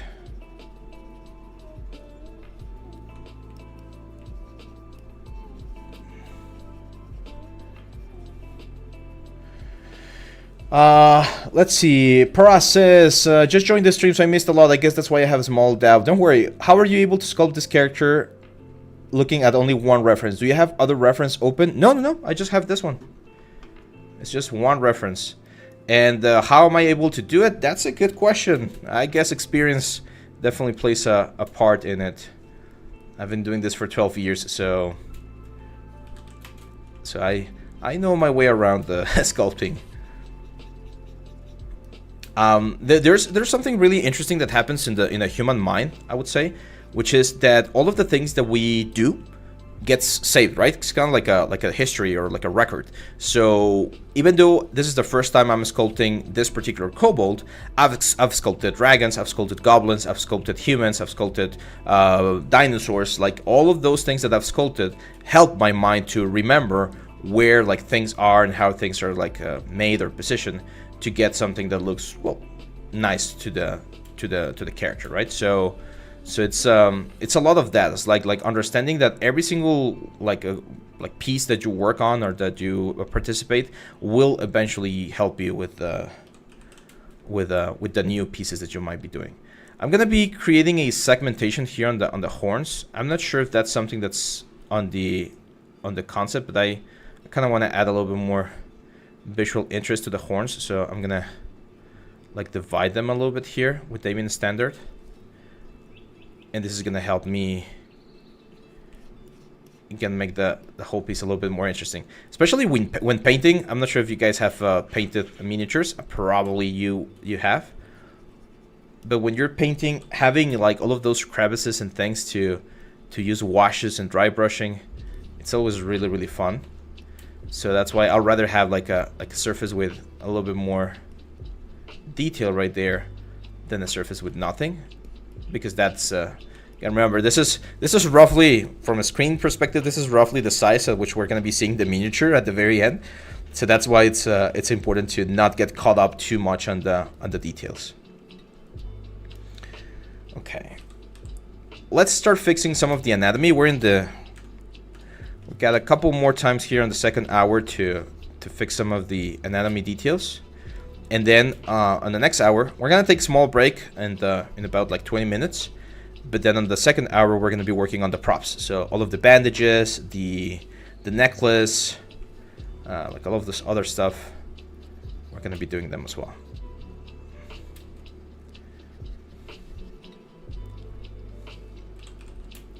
I can see some cut lines here on this bicep, kind of like scars. Can you see those right there? Again, very tiny, so I'm not even sure if it's worth it to add them, because we might not even be able to appreciate them.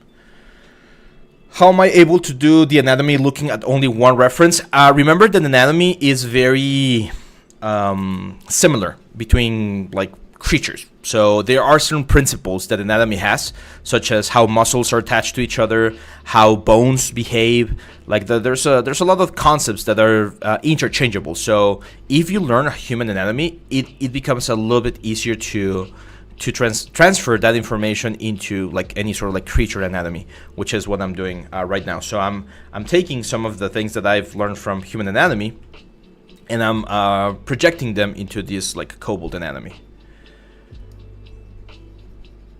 I did a video recently. It's there on the YouTube channel, where I talk about like the tips that I would recommend for learning anatomy, and that's one of those, like understanding that every single creature in the world that has muscles and bones, like the function, the mechanical function is pretty much the same. So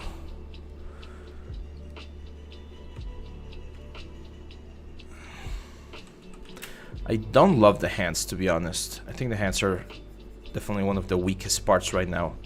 And hands are always tricky. They're probably one of the most complicated things to draw and to sculpt.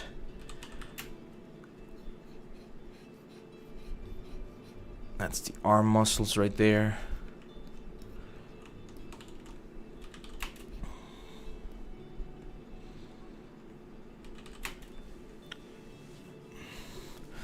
Yeah, it can become second nature, as randomly Doodles is saying, but it's not just about like going through the motions. It's about understanding why you're doing the things that you're doing. I think that's one of the things that took me the longest to understand from in my artistic career. You need to not only do the things, you need to understand why you're doing the things. That especially helped me in rendering. I remember when I was doing renders, I would just like follow like whatever tutorial I could find, and it was really weird to just like follow and not understand why we were doing the things that we were doing. Once I started studying light and studying composition and studying all of the things that you need for rendering, that's when you realize like, oh, that's why they're doing it. That's why they decided to use this color right here or this intensity right here. Like that's it's a completely different game you're playing when you understand what you're doing and when you just follow or copy what they're doing. So keep that in mind, because you don't want to be just like a copycat. You wanna really understand the concepts of what's the word? The concepts of sculpting, for instance, to get a good understanding of why and how things work.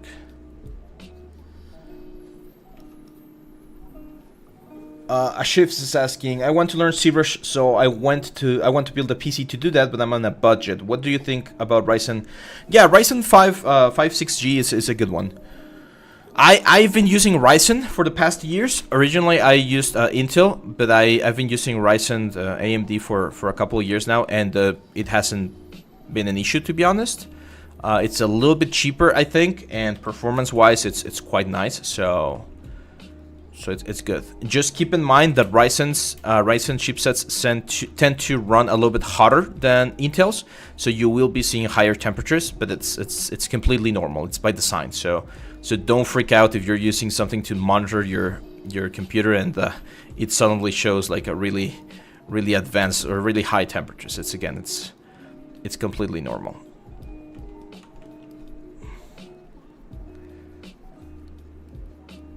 This shoulder looks just a little bit weird, and I'm not sure what that is.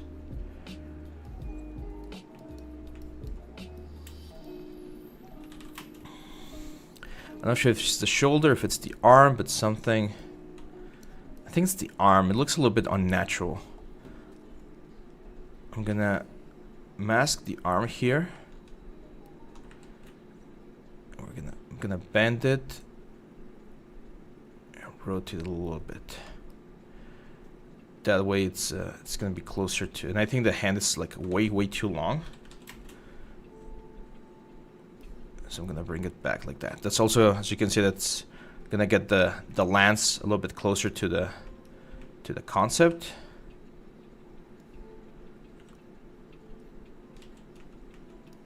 So that's a good thing, I guess. There we go. Let's just trim dynamic here to flatten this part. The bandages that we're going to be adding are definitely going to help. They're going to help clean up the shapes as well. And again, just keeping in consideration that this is roughly the size at which this little guy is going to be printed. It's a really tiny guy. I think that's even like way too big on my screen. It's going to be like something like that. So we can leave a lot of stuff just to like general elements.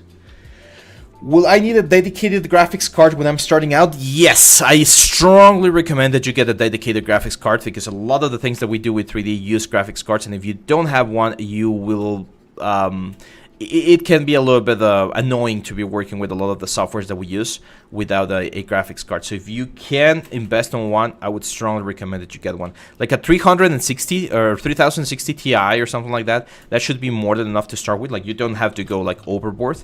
But I strongly recommend that you do get a dedicated graphics card.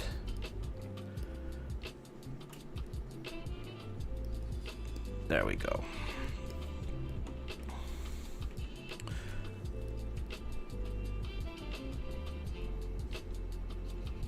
Cool.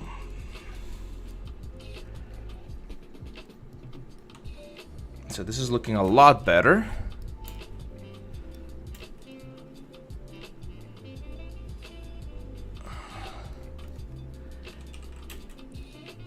And now we can start working on we're gonna work on the props. So the necklace, the bandages, and that's it pretty much. And then we're gonna do like more final details like the scales and stuff like that. This is definitely a little bit more complex than the character that we did yesterday. We still have a couple of hours to finish it, so I'm sure we're gonna be able to get a nice result. But this is probably a character that I would spend at least like 8 hours working on. I originally didn't expect this to be as complicated. Talking about what we were talking earlier, like sometimes you estimate certain things are going to be a little bit faster, a little bit more difficult, but now that I'm seeing that there's a lot of like detail on the scales and stuff like that, it could definitely you can definitely spend way more time on this character if needed. There was a quote, I think this quote by, I'm not sure if it was by Da Vinci or by Michelangelo, that says that art is never finished, it's just abandoned.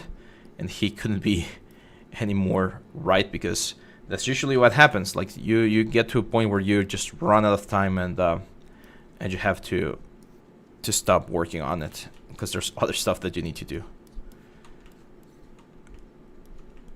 So far this looks good.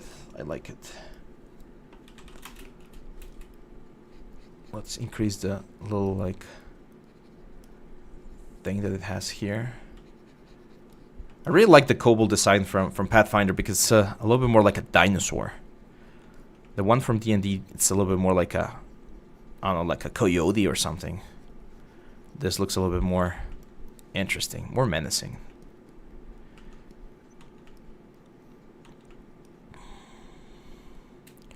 There we go.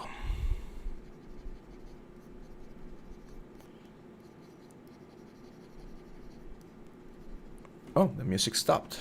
Let me put it again. There we go.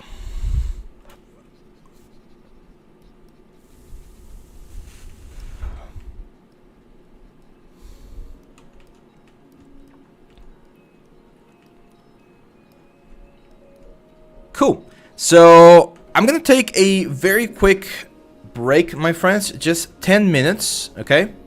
Let me add a text right here or something. Just like 7 minutes. Just a quick bathroom break. And I'm gonna be right back. We're gonna continue with the next section. And we'll get into the details. We'll get into the like the scars, the scales, and all this stuff. And we're gonna start preparing this for 3D print. Okay? So I'll be right back, guys. Don't go anywhere.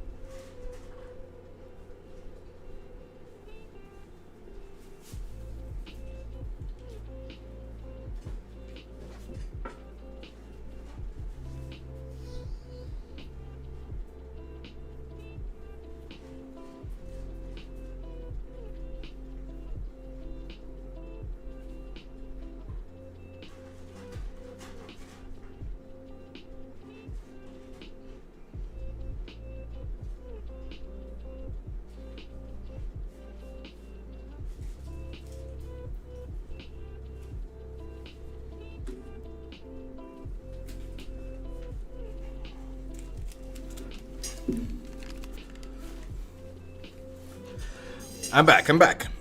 I just need to prepare my little iced tea. So give me just one more second, guys.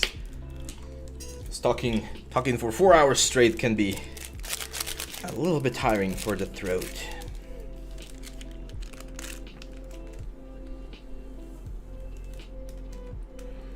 How's life over there? Is the weather good? Right here it's been very rainy this past couple of weeks.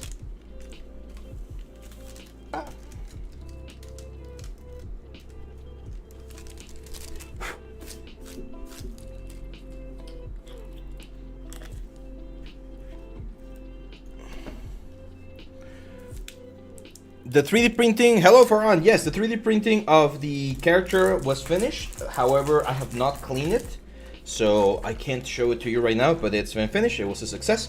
I printed 3 copies of the little dude, of the Vigilant from yesterday's stream. Again, the model is gonna be available for everyone to download. It's gonna be through Gumroad. So yeah, just, I'll probably do a video about it tomorrow or the day after.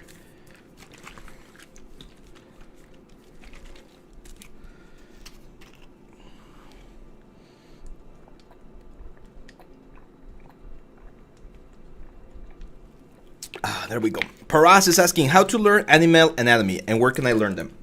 There's this very good author. Her name is Terry Whitlash.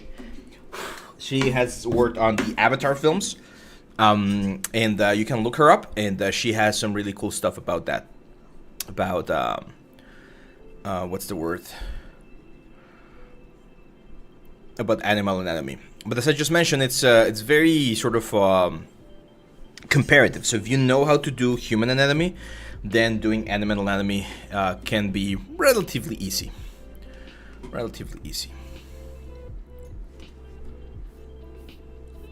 Yeah, there you go. Yeah, so the improving anatomy video, I thought that was a good one. It didn't have as much reactions as I thought, but I thought it was a helpful one.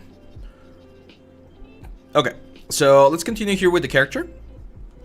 And now it's time that we start adding some of the details. So here I'm just gonna add the volume. I think I'm gonna add a loincloth eventually. I'm just gonna add the volume of like the abdomen or the pelvis. There we go. And let's start with the necklace. Necklace is very, very simple. I'm just gonna append a ring 3D. But one thing that we need to do with this ring 3D is on the initialize option. I would like to make this a little bit thinner because it's really, really thick. And one way to make it thinner is just smooth it. So if we smooth the whole ring, as you can see, this makes it thinner. There we go. It's a little bit better. And now we just position it on the top here.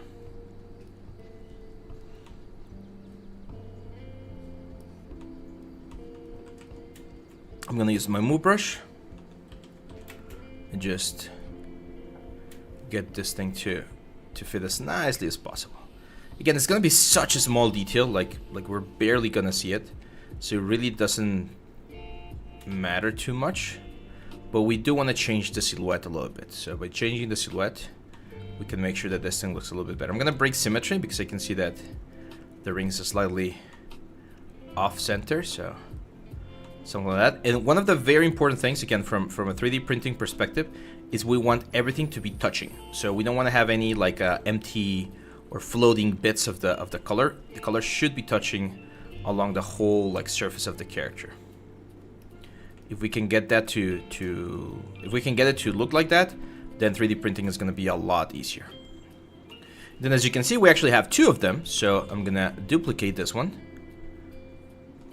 And then while this thing is still masked, I'm gonna use my move brush to create a little bit of overlap.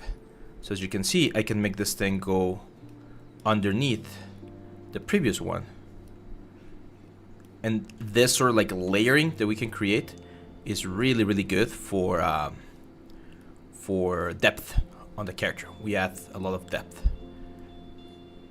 Even if the overlap right there looks a little bit weird, like just doing this right here, can really help sell a nicer or a more complex necklace in this case.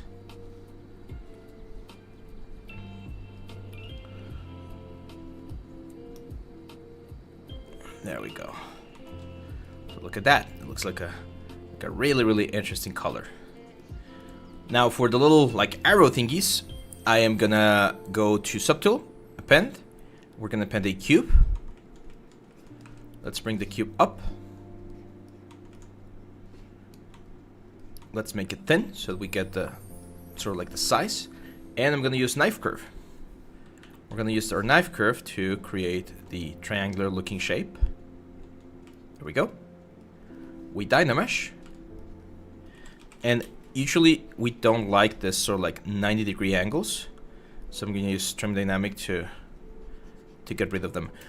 They just announced the, I was watching the conference here in PAIZOCON about the new books that they're going to be releasing.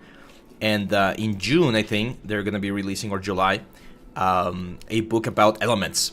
So it's very cool, kind of like Avatar, The Last Airbender. So if you want to play a character that has what's the word? Like elemental powers, there's going to be a new class for that. There we go. So that's going to be like the first one. Now, do we need to do the holes? No. Like, it's just ridiculous. We're never going to see the hole. So I'm just going to make this a lot smaller. And this will break a little bit of the rule that I just mentioned. But I'm going to make this a little bit thicker than what you might think. Just so that we can like attach it to a couple of parts there on the... Or get it as close as possible to the chest. Because any like thin part that's just floating there in space, it can be a complicated thing to support, and it can break very easily. And I hate when things break. So we're gonna keep this one right there. As you can see, I'm making contact with the chest, and that should alleviate a little bit of the problem. There's gonna be another one right here, a small one. This one again, same thing. Like let's rotate this around. And we're gonna push this and rotate it so the bottom part, even if we need to make it a little bit thicker, I sometimes prefer that because it's just gonna give it more support. Okay, so as you can see, that's actually touching the chest right there. That's kind of what we want to go for. So that thing touching the chest, that's gonna be more stable than this big one that's just floating there. I mean, the cool thing about 3D printing is that it does allow us to what's the word? To have floating bits, but the problem with floating bits is that they are very frail. So again, I'm gonna just, I'd rather have a little bit more contact point there on the chest, even though it doesn't look as natural, just because it's safer from a 3D printing perspective. I'm gonna make the next one right here. Push it right there, and again, see how that is like intersecting with the chest a little bit. That's the kind of stuff that we wanna have. Now we're gonna say append. We're gonna append a ring, and we're gonna use this ring to create the attachment to the necklace itself. So we're just gonna make this a lot smaller, a little bit thicker, and again, making sure that everything is touching each other. In this one, I'm actually gonna use the inflate brush to make this a lot thicker, so that we don't have any empty space. Because again, empty space is like the bane of 3D printing. Because anytime you have empty space, that's extra islands that you need to support, and an island that you miss or you fail to support could potentially mean that you that the 3D print fails. And of course, that's not what we want. So as you can see, we just move this one to the side and get it in there. And that's it. Like, again, considering that this is like the maximum size that we're going to be seeing the sculpture, like the detail rates nicely. I actually like to do a BPR just to get an idea of how this is looking, and that looks good. Cool. Let's now go and do the bracers. I'm gonna show you guys a technique to do bracers. This is really cool technique. I think it's a little bit advanced, but I think you guys can handle it. Let me just fix the arm or the hand a little bit here, because I still feel like this hand looks horrible. And hands are one of those things that you really need to do right.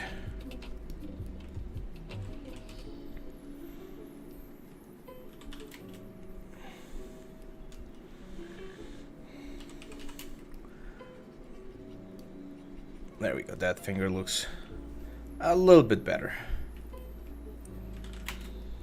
Can definitely add like the knuckles here.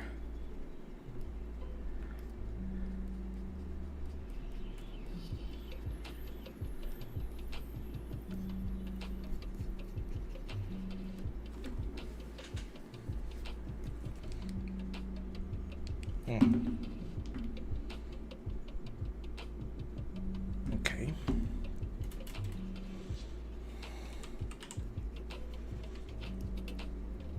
There we go.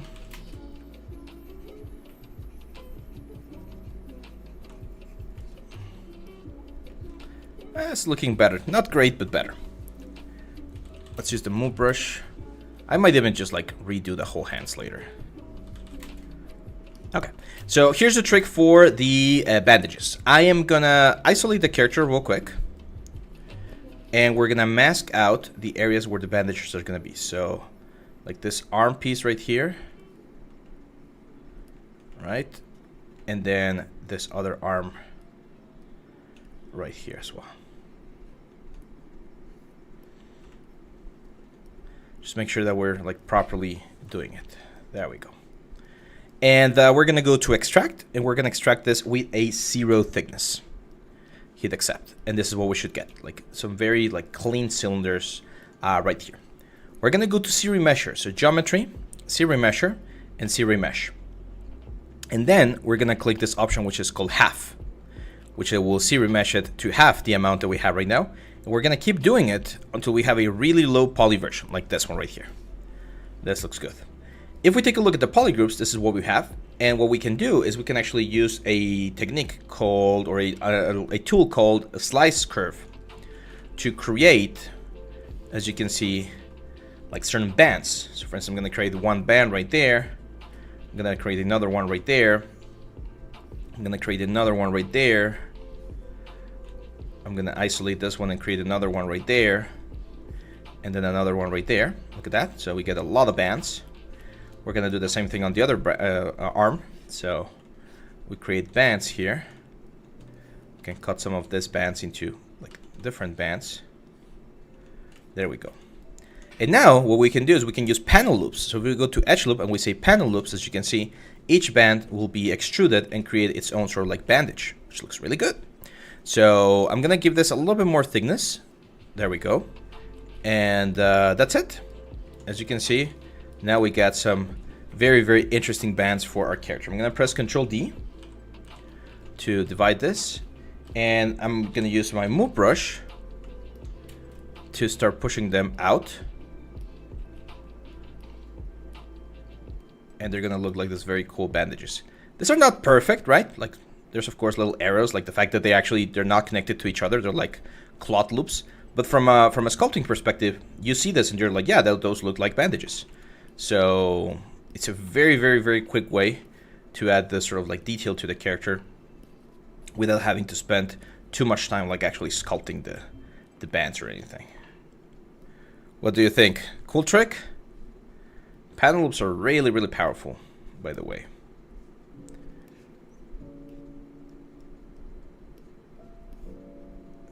There we go. And that's how we get some nice bandages here for our character. Now, one thing we can do here is we can go to subdivision. So, to polygroups, and we can other groups to create a specific or individual group for each one. And once we have that, we can start selecting some of them. Let's go select lasso. So we can eliminate some of them, for instance. And that way we get a little bit closer to the concept where there's like more bandages in certain parts and less bandages in other parts. So if we want to do that, that's an option. I actually do like how this looks with like the full bandages. So I'm gonna take an artistic liberty here and just keep the full bandages all over the character. Let's go to the knees now. Fix them a little bit. So we're gonna draw the knee right here. This is where we'll have one of the muscles on the leg. This is another of the muscles.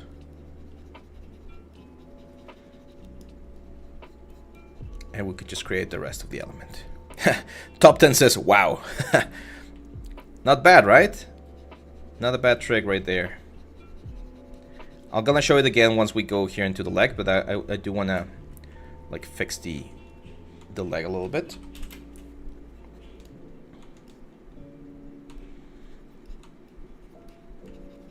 It's looking a little bit wonky. Of course, I'm gonna go to the stone and I'm gonna like change the shape of the stone a little bit so that the claw seems to be like actually touching it. Let's go right here.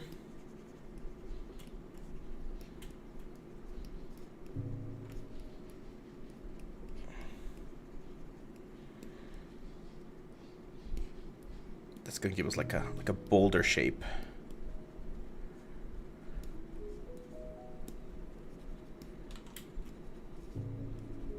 There we go.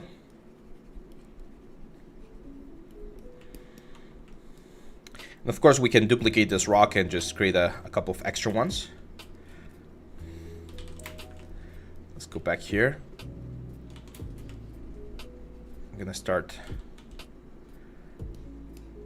Whoa, these are horrible feet. So as you can see, the feet are more like fingers. I actually didn't notice that. I was doing them like duck feet. So I'm gonna have to cut this a little bit to bring this back into like the metatarsal.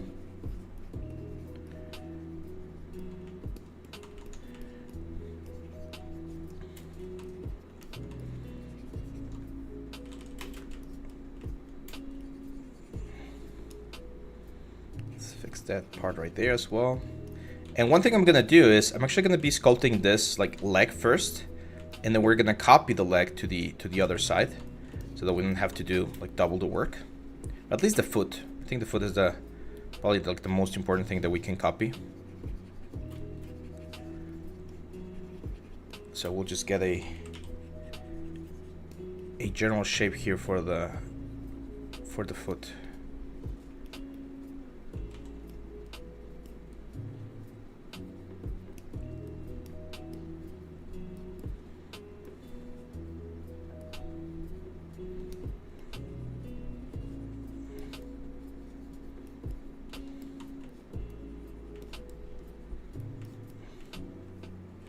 I'm gonna mark a little bit of the anatomy. So over here we have the quad muscle. It's gonna be right around there. I'm gonna add a little bit of muscle. Muscles are really important to define on this like printed sculptures, because it's an easy way once we get into painting to highlight the shapes and the volumes of the character.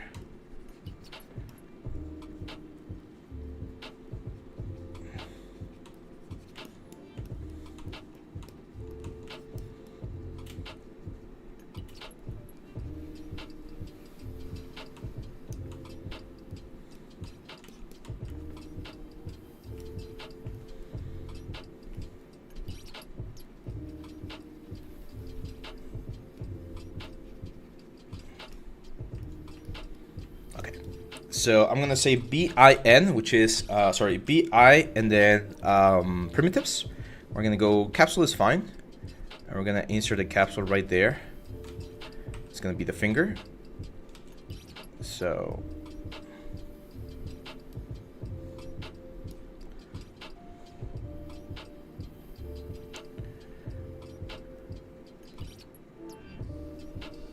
and then we're gonna duplicate this one.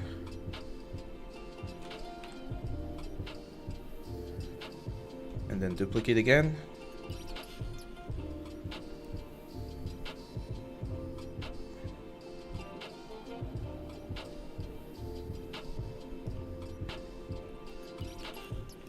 And there we go. Dynamesh. Dynamesh again. And we can start sculpting. So one of the things that I'm gonna do here for the claws is I'm gonna add like the knuckles right here.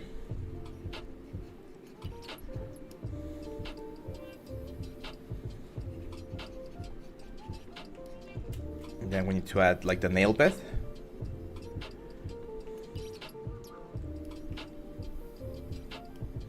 We can add like an extra knuckle here. And then with trim dynamic, we can like sharpen all of these forms.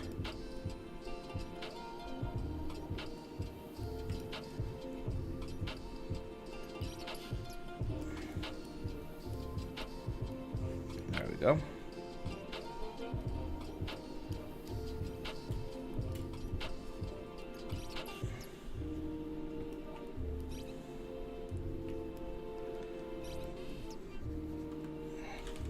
Let's clean up this section over here.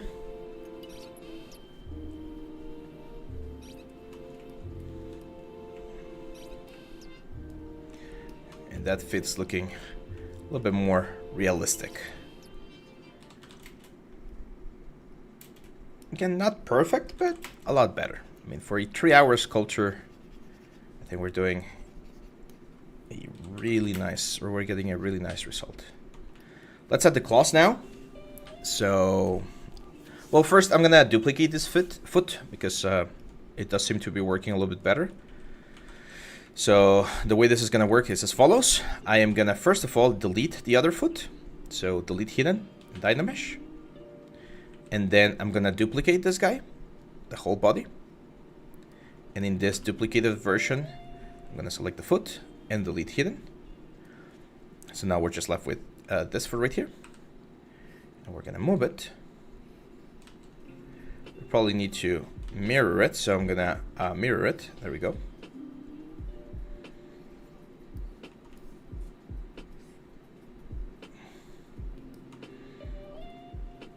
And we're gonna position it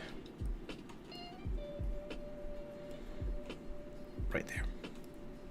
And then we're gonna go to this top one, merge down. So these two elements are merged, and when we combine, we're gonna have our foot ready. I'm gonna use the move brush. I just adjust it slightly, and there we go. That looks good. We're gonna have the bandages as well, which are gonna help with the shape of the foot. I would expect to have a little bit less of this thing right here. It's supposed to be the metatarsal. So I'm gonna reduce the amount of effect that we have right there. And there we go. Now here for this leg, we also need to give it a little bit more muscle definition. So we're gonna define the quad muscle right there. And there we go.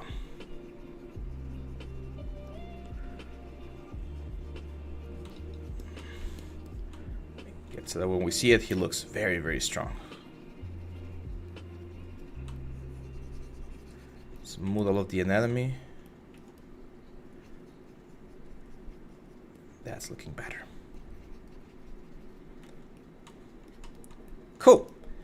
What do you guys think so far? Let me know in the chat. Give me some support, my friends. I don't want this to be a monologue, so let me know. How are you doing? Are you tired already?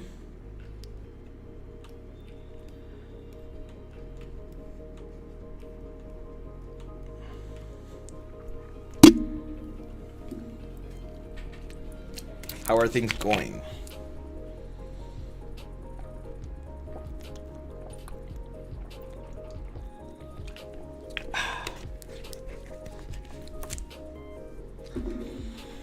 Let's go now to the what's the word, to the loincloth. So again, it doesn't show here on the reference, but it's always a good idea. Well, actually, let's do the bandages first.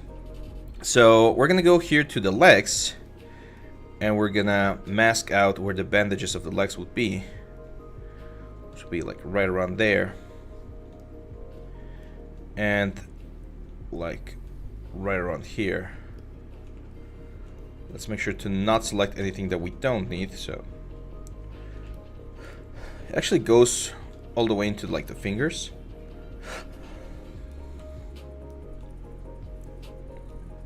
So I'm gonna select part of the fingers as well.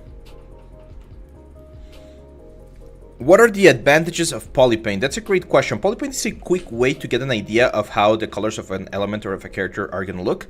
So that I would say that's one of the advantages of polypaint, that you can see very quickly how to preview the character. But unfortunately,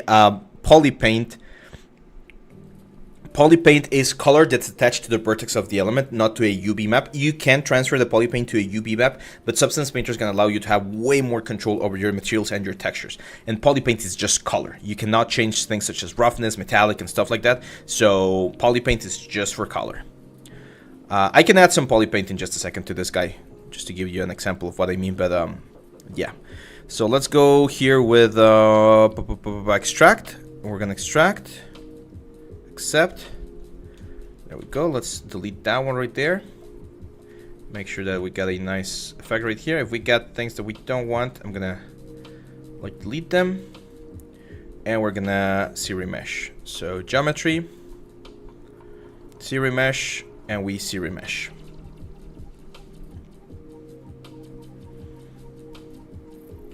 Let's do half, and see remesh again, and again. And again, and again, and again. Well, actually, something like that is fine. You can see there's a couple of islands right there that I don't want, so delete hidden. Let's keep same.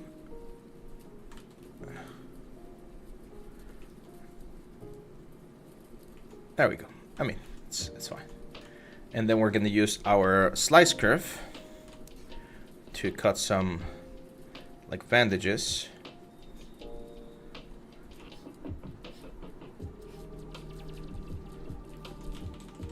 Actually, I'm gonna do a split.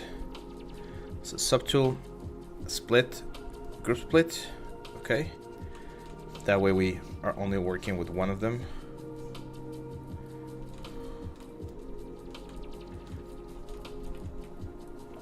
And we're gonna use our geometry, edge loop, panel loops. A little bit more thickness. And that should give us a decent result. Let's just inflate and then smooth.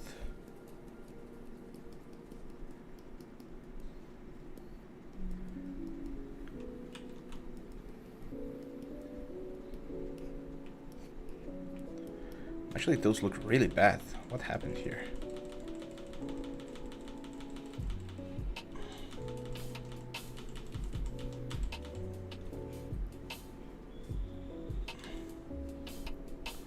Okay, that's a little bit better. Yeah, it looks okay. Let's go to the other one.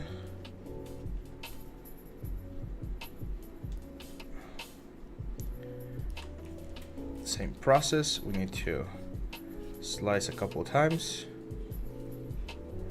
We're gonna panel loops. There we go. That's it. We get some bandages on the feet and on the ankles. Now let's add the what's the word? The nails. So we're gonna do subtool append. We're gonna append another sphere, and we're gonna scale this down. Use our move brush, generate this sort of like teardrop shape, and then with trim dynamic, sharpen this a little bit more.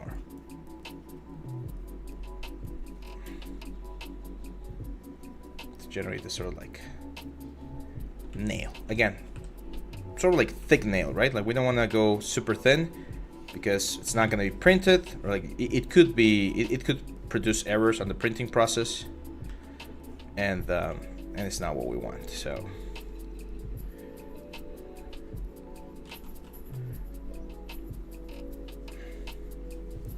just wait for the autosave to finish. There we go.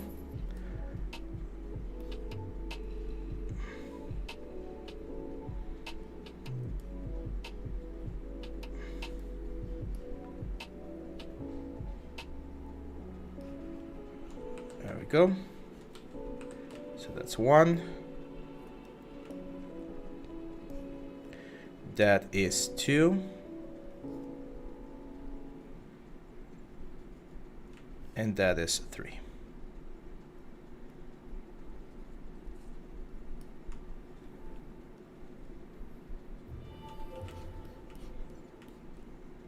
Quite exaggerated, but again, it makes, or it does the job. So let's go to the other foot.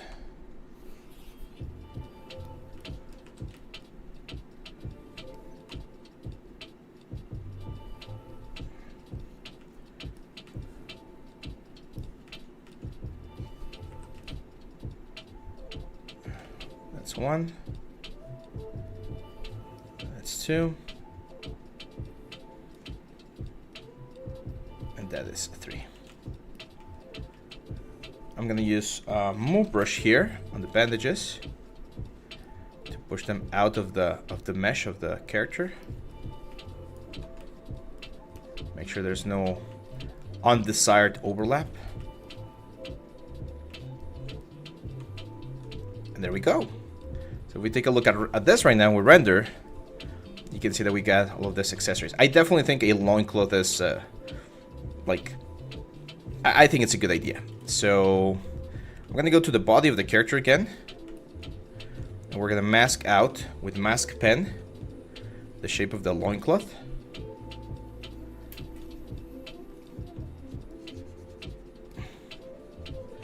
Something like this. And going in.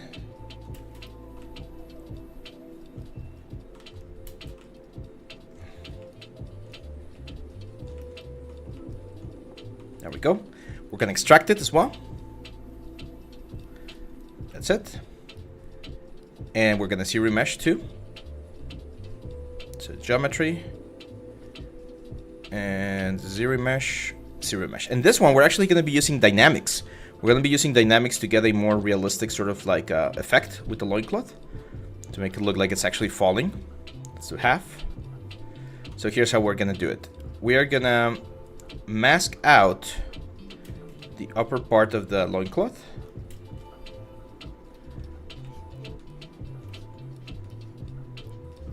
And then we're gonna go to the dynamic section, and we're gonna select collision volume with an inflate of 0. We're gonna create the collision volume, recalculate, and then when we say dynamics and we run the simulation, you can see the loincloth just falls, like very, very nicely on top of the whole surface of the character. That's it. Now the only thing we need to do is give this a little bit of thickness. Let's fix a little bit of the topology here. There we go. So I'm gonna go to dynamics of the vision, and we're gonna give this a little bit of thickness. Remember, for 3D printing, we always want to give thickness to things that usually are thin. So even though cloth should be like really thin, I'm gonna have to give this quite a bit of thickness, because otherwise this is not gonna print. So I think something like that. I know it looks very exaggerated, but believe me, it's needed. So we're gonna hit apply, and now we can push some of this stuff in, so it's not like super thick on all of the parts. We're gonna dynamesh, of course, and we can like break a couple of the borders right there to make it look like damaged leather. But it's very, very important that we do keep the thickness, because again, so otherwise it's not gonna look nice on the, or it's not gonna even work on the 3D print. Again, all of these parts right here, I'll rather have them like pushed towards the center of the geometry, so that we can actually, so that everything is supported by itself, right? So we don't want anything like just floating around. So we're gonna go here. We're gonna go here. Just add a couple of like very simple folds, and then we can go to the corners here. Again, those corners are always a little bit tricky because anytime you have like a super hard border or something, it becomes complicated to support on the 3D printer, and we don't want to have as many issues. But that's it. That looks quite nice. Now going back to the hands, we can give it another pass. Again, it's just a gesture, right? Like we just want to indicate that the hands are here. They don't need to be perfect, but we do want to make it seem like they're like complete hands. So even just a quick indication. If you guys ever had like this like soldiers when you were kids, like toys, or like a Power Ranger, sometimes the quality that we have from those elements is really bad. But since they're super small, we don't even see it, right? So that's what I'm doing here with the hands, especially because we're running a little bit short in time. So as long as we indicate that those are hands and people read them like visually as hands, then that means that we're gonna have a good result. Again, I know a lot of these concepts that I'm mentioning, my friends, can be a little bit daunting at first.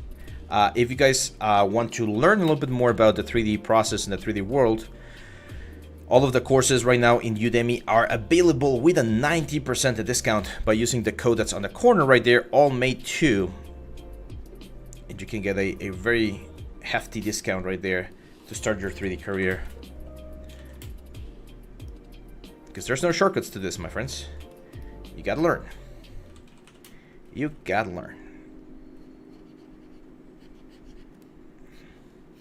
Are you liking this complete free class so far? What do you guys think? Let me know in the comments. Keep the comments coming. Keep the questions coming. I'm always happy to answer any kind of questions. Industry related, software related. Any kind of questions is always fun to answer.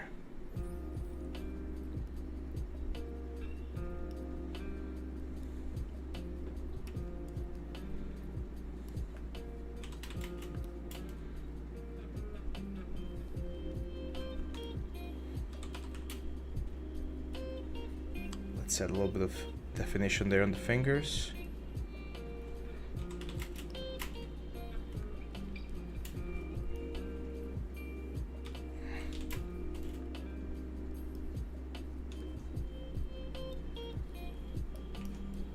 There we go. That looks way better. I do feel like these bandages look a little bit inflated right there. There we go. Cool. So yeah, this is looking quite nice. Now I think we can definitely start adding like all of the wrinkles and stuff. I think we got like most of the things. Chat Deffer says, yeah, it's always helpful to see a full workflow. Yeah, this workflow is again for 3D printing, so we're skipping things such as retopology, UVs, and texturing. But I'm gonna be showing you in the final hour, in 30 minutes, we're gonna be walking through the support setup, which is another very important part of the process. So let's save this real quick.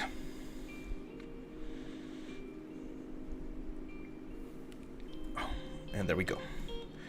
So what else are we missing here?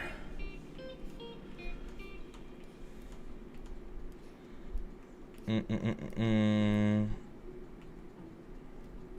think that's pretty much it for the main things. I think now we can start adding the details. So let's start with like the scales right here. I'm gonna go to BST, our standard brush, and I'm gonna use drag rect. And we have a very basic alpha right here, which is like this scaly skin that we can use. So I'm just gonna double click this one.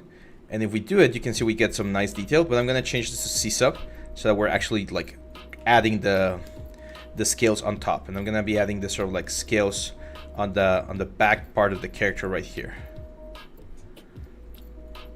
There we go. Let's add a little bit of that right here on the top.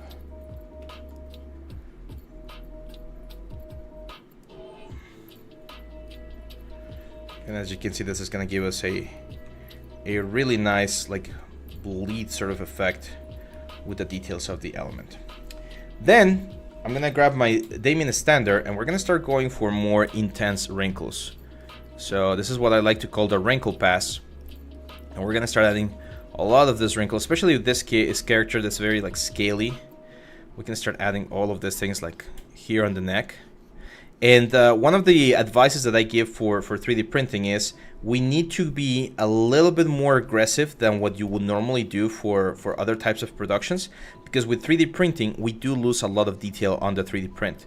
So if you want to add these wrinkles, as you can see, we can be very generous with the amount of detail that we're adding, because that's the kind of stuff that's going to really be seen on the 3D print, okay? Because again, remember, we're going to be seeing this at this distance. Like the size of the miniature is going to be really small. So if we don't do this properly, if we don't add all of these details like heavily, like all of this like wrinkles and stuff, then we're not even going to see them, okay?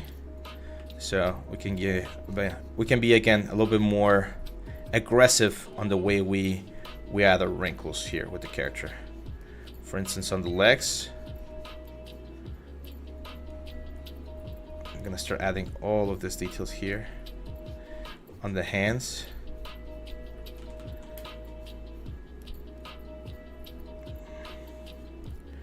here on the arms. This is gonna make the skin look a lot more scaly. And again, it's just like an indication, right? Like we're not actually doing scale by scale.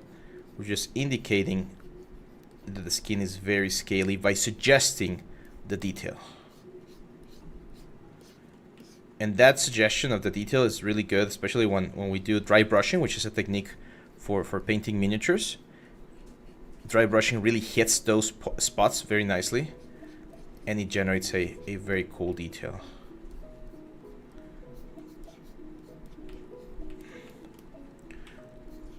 Same here for the tail.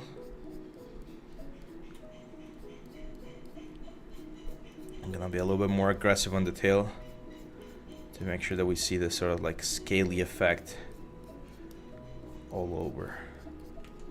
And then, for instance, I can go to this like ridge that we have and just add a couple of details here with clay buildup, just to modify the general silhouette of the element.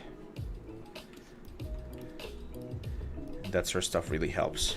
On the bottom part, we could add like some dinosaurs, a sort of like puffy part of the tail. Again, just a general description of the sort of thing that we would find on the other. Like no one's gonna be seeing the like bottom part of the character, to be honest, but it's always a good idea to not leave any place without that detail.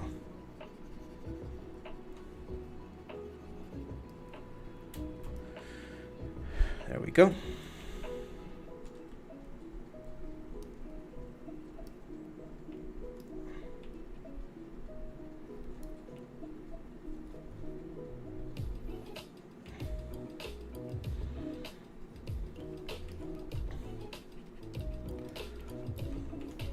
There we go, that looks good. Now I'm gonna go for some more heavy scales. So I'm gonna go again to the standard brush, and on the light box again we got this sort of like leathery skin, or this one right here, and we can use this to really add a little bit more texture in certain areas, especially for instance the eyes.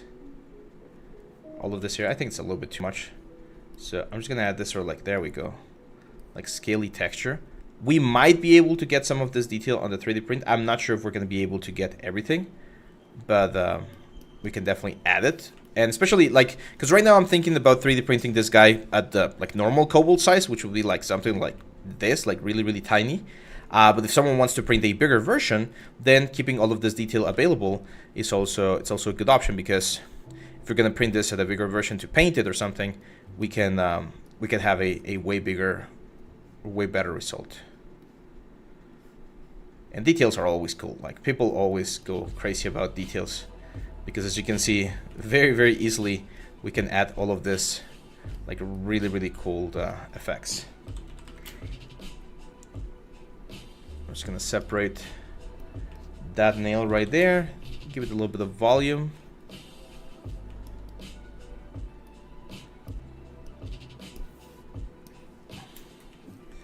Clean up this part a little bit there.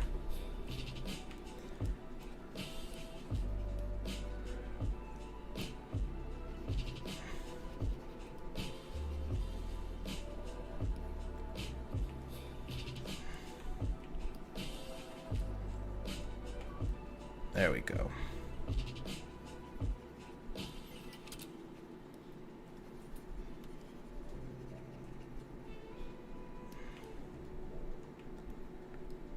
Cool. So I think that's pretty much it.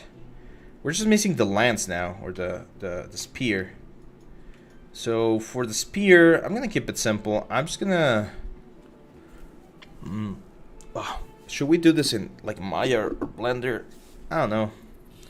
Kind of we just want to keep it right here. So I'm gonna go to the spear. I'm gonna Dynamesh real quick. Let's bevel the edges on the back part right here. Again, we're gonna keep it a lot thicker than you might normally think, because otherwise it doesn't like print nicely. Let's add another subtool here. Let's add another cube. I'm gonna use my knife curve again to create like the point of the spear.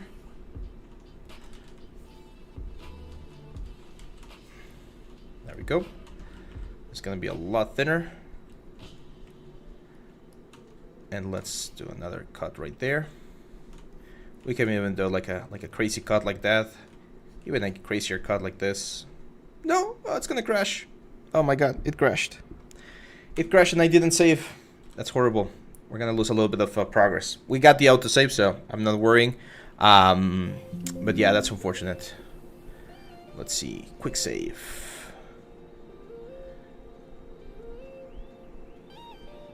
Oh wow, this is way before. Let me check if we got the... Yep, that's the one. Okay. Actually, this is not that bad. It's after the cloth. That's why saving is so important, my friends, because otherwise we're gonna lose a lot of progress. Again, in this case, I'm not too worried about. It's not that much progress that we lost, but it could have been worse. It could have been way worse. So let's go to our alphas. Let's grab our scaly skin again.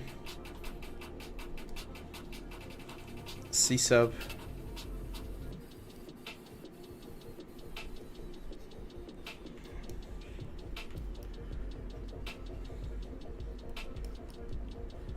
Let's add all of this stuff. Yeah, I hate that too, my friend. I hate that too. I don't know what it is with the cut brush or the knife brush that it crashes quite frequently. I think it's one of the brushes that crashes the most, to be honest. But again, we didn't lose that much, so I'm not too concerned about it. Let's go back where at the main center. In this case, I'm just gonna, for the sake of time, I'm just gonna use my leathery brushes like this. Leathery Skin 99. Let's just bring the intensity down.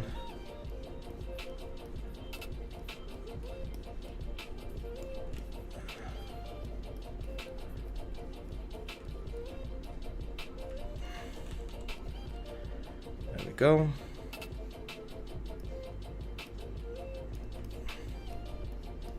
I'm gonna use Trim Dynamic for the tip of the tail.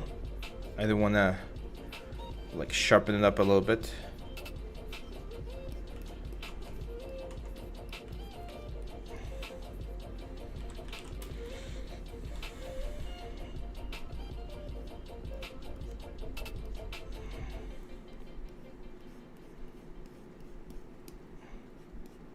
Now the cool thing about the alphas right now is we're able to do this like cheat way, which is just like filling everything with alphas, because all of our primary forms are really clean. If we didn't have clean primary forms, like all of the muscles and all of the constructions that we did, then this thing that we're doing would look really, really, really bad. So that's why it's very, very important to really focus on the main forms first before doing all of the sort of like details that we're doing. Okay, always like give good attention to the primary forms of your characters. It's one of the most important and fundamental things that anyone should be doing when doing character or creature creation. The primary forms, the muscles, the proportions, that sort of stuff, super, super important. There we go.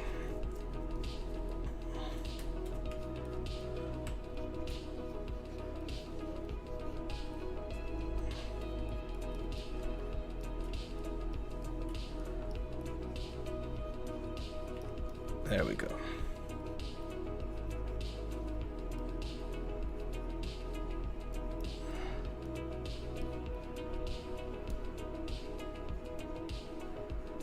Cool. So let's go back to the spear right here. We're gonna dynamesh this. I'm gonna save, don't worry. I'm about to save. Fool me once, shame on you. Fool me twice, shame on me, I think is the quote. There we go. So now we're gonna do it again. I'm actually gonna do it on a different like element here, just to keep it a little bit cleaner. So we're gonna use knife curve. Okay, it's gonna be this, and then this. This, let's dynamesh.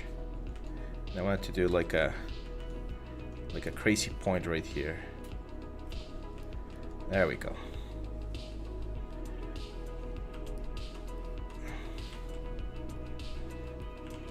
Dynamesh, and then with trim dynamic, we're gonna. In this case, I'm actually gonna turn on transform and symmetry on the Z-axis, so we can do it on both sides at the same time.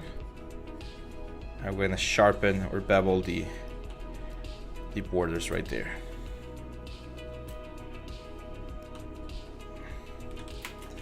We can make this a little bit more like sculpted rock, right? So make it more primitive. Cobbles are supposed to be like very handcrafty. There we go. Let's go back to the kobold right here. I'm gonna say subtool, append, and we're gonna append the skill right here.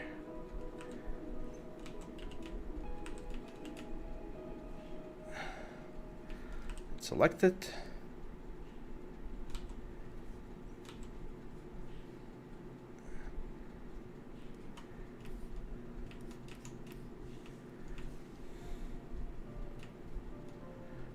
And let's go. Let's get rid of the symmetry that we have. Okay.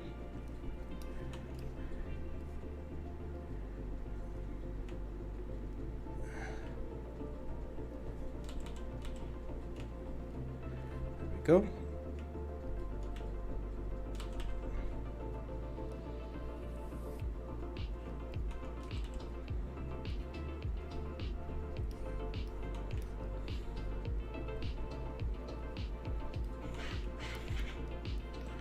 I'm gonna rotate this like this, so the pointy bit, especially when we're seeing it from the side, so the pointy bit looks a little bit more interesting.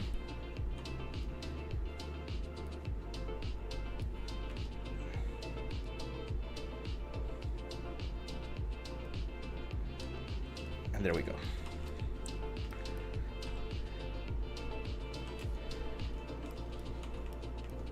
That's it. That looks good. Looks very good. Actually, wait a second. This is not the one. I just got it into the wrong one. This is the one. So I'm just gonna say append and bring this one. No, not that one. Delete. Okay. Append. And we bring this one. There we go. This is the one. Now, from a figure perspective, this lens is pointing way too forward.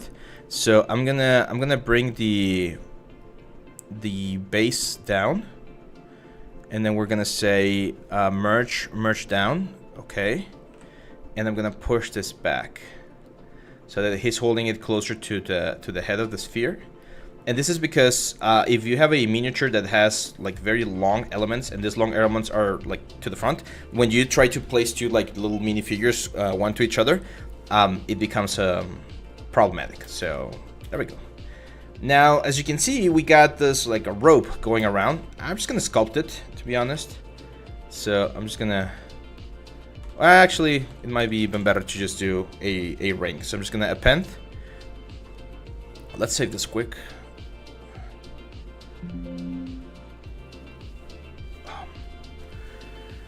And we're gonna save this. So we're gonna append a ring right here, and we're just gonna use this to create like the attachment points for this thing.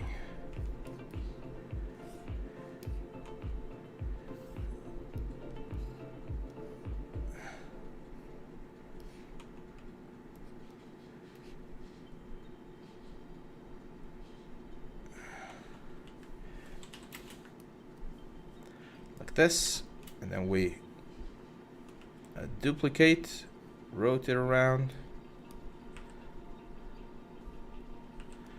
and then we duplicate, rotate around, and then we do a couple more.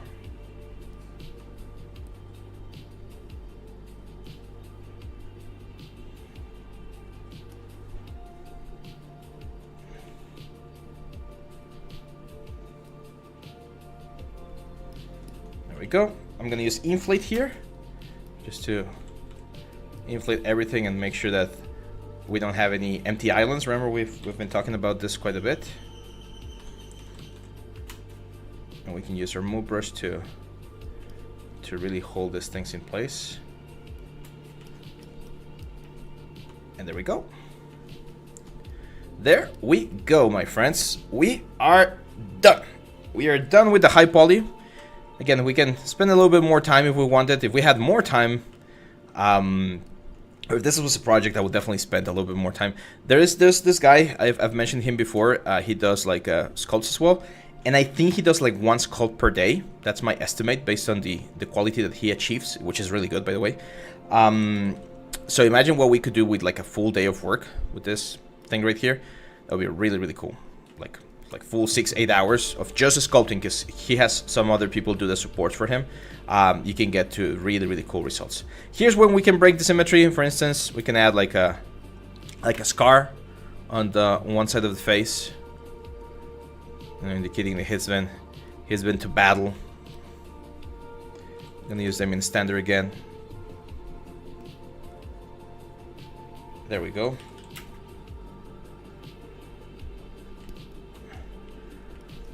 We can add another like very typical like X cut on the arm.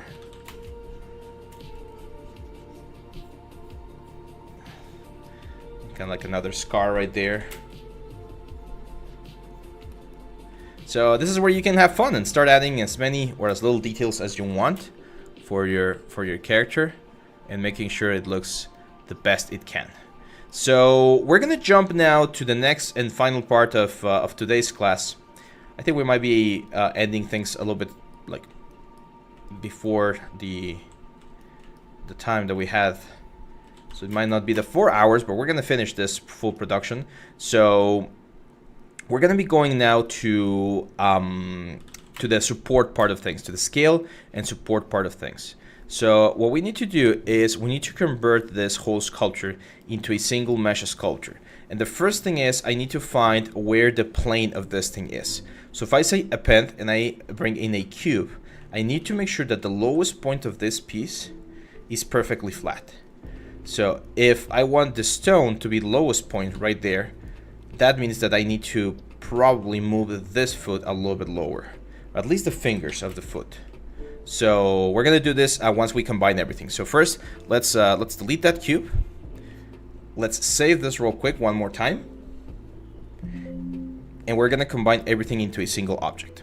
How are we gonna do it? Well, there's a couple of different ways, but the easiest one is to just go and say merge visible. And by doing this, we've now have a character that's all combined into a single mesh, like a miniature right here. And what we can do with this miniature, we can continue working on it, of course, but you're gonna see that not all of the things have the same sort of like level of detail, right? Based on the what's the word? On the Dynamesh and stuff, it's not gonna be exactly the same everywhere. So I actually want to Dynamesh. I'm gonna Dynamesh this, but we're gonna Dynamesh this with a high resolution, like quite high. In this case, we're going to 1300. There we go. So with 1300, we're able to keep every single thing, but not only that, we've created something that's called a watertight mesh. So this mesh is a single mesh and it has absolutely no holes anywhere. So this is very, very important because as we've mentioned before, when we're working with 3D printing, we can't just have things floating around. So by doing this, by combining everything into a single mesh, yes, we're gonna lose a little bit of the clarity of the objects, but this is what we need to do. Now that I have this, I'm gonna go and grab my knife curve and I'm gonna create a cut right here on the stone, right around there. As you can see, that keeps the stone perfectly flat. But now I can see that the fingers are floating a little bit and I don't want that. So here's where we're gonna be using the cube to find out where the floor is so that when we print it and we connect it to a base, things are looking nice. So as you can see, that like floating foot right there, that's a no bueno. So we're gonna move this down until things touch a little bit more. So all of this, we're gonna touch there a little bit more. It's fine if it doesn't touch perfectly, but just doing that should be more than enough. So now all of the things are in a single plane, and this should ensure that if we print a base as well, which we would do, of course, we get a nice like center plane. We could also do another like cut right here, and we're gonna get a couple of flat parts there on the foot, which is fine because those are a way to tell me that we're like properly finding a good position for the arm. Now, of course, we cannot take this whole thing. Let me give me just 1 second to move a couple of things here. We're not gonna need the tablet anymore. So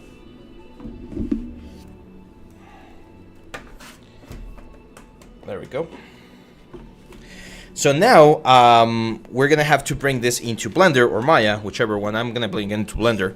And the thing that we're going to be doing here is I'm going to be preparing this or decimating this so that we don't have to carry with 264,000 polygons right here. So I'm going to go to C plugin and we're going to go to Decimation Master.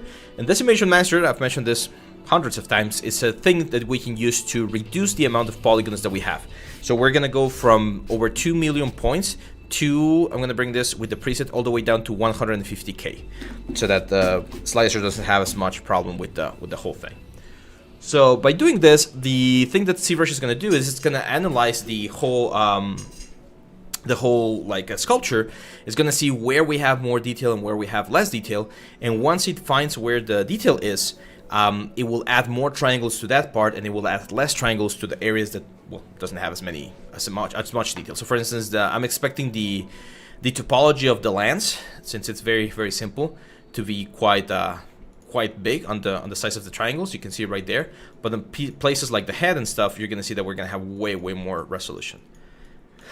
And that's it. This is our cobalt here, ready to be brought into Blender. So I'm gonna export this as a cobalt, and we're gonna go to Blender. My neck is really hurting now. There we go.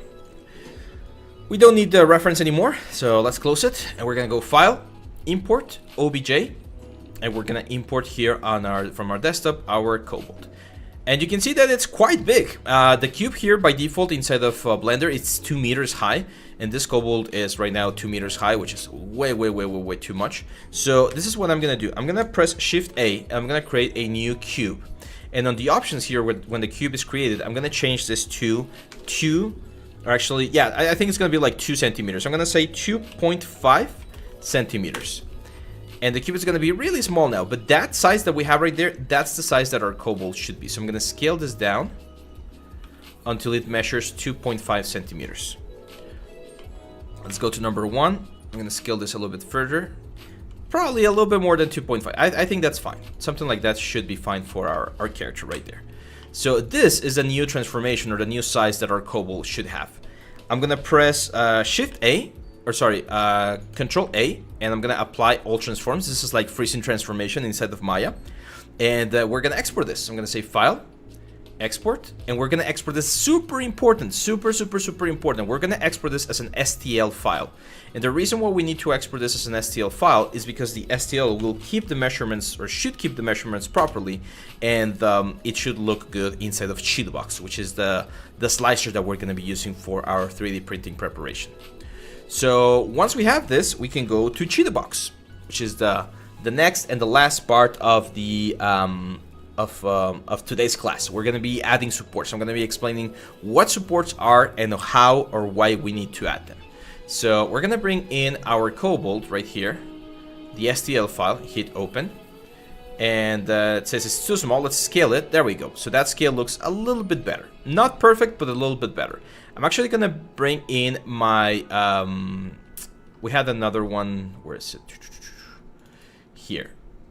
So this is a model from Artisan Guild, the other artist that I talked about, and that's the size of a human. Like, that's the size that he normally uses for humans. So as you can see, my kobold right here is a giant kobold. We can print it like this, like that's perfectly fine. But this is a giant kobold, so I'm gonna have to scale this down, and we're gonna have to make this something like, I would say a kobold would be something like this. Okay, like compared to a human, kobold should be a little bit smaller. Probably just a tad bit more. There we go. I think something like that works. No, that's a little bit too big. So I would go something like there. There we go. So that's the size that our kobold is gonna have. A very basic like size. You can see everything is like touching the ground very nicely. The green points right there, that's where the points are touching. So let me explain real quick, especially for people that have never used a recent resin 3D printer. Let me explain real quick how the 3D printers work. There are two types of 3D prints or 3D printers that we can use. We can use a filament 3D printers, and we can use a resin 3D printers. Filament 3D printers are a little bit cheaper. The volume is usually larger, and the things that you can print are usually larger as well. So 3D or filament 3D printers are really good to print things such as environment pieces, big elements or big structures, and they're even using the same technology from a filament 3D printer to 3D print houses. So it's a really cool technology, and it's one way or one thing that we can use to generate like a nice piece. However, for us, since we're going to be working with miniatures, which are usually 28 millimeters or 30 millimeters, really small, the filament 3D printer doesn't have enough resolution to get a nice result. So we use a resin 3D printer, which are all of this right here. Now, the way the resin 3D printer works is really interesting. It has this little pool of resin where you pour on the resin, and it has this thing over here which is called the build plate. So the build plate is usually the size of like a cell phone, and what happens is that this build plate lowers itself into the pool of resin, and it hardens one layer and then brings the model up, and then it goes back and hardens the next layer and keeps doing it until it fills or completes the full model. However, in order for us to properly print a model, we need to have something called supports, because if it finds a pixel that is just floating around in space like an island, then it will just like it won't be able to attach that element to the build. Let me show you right here.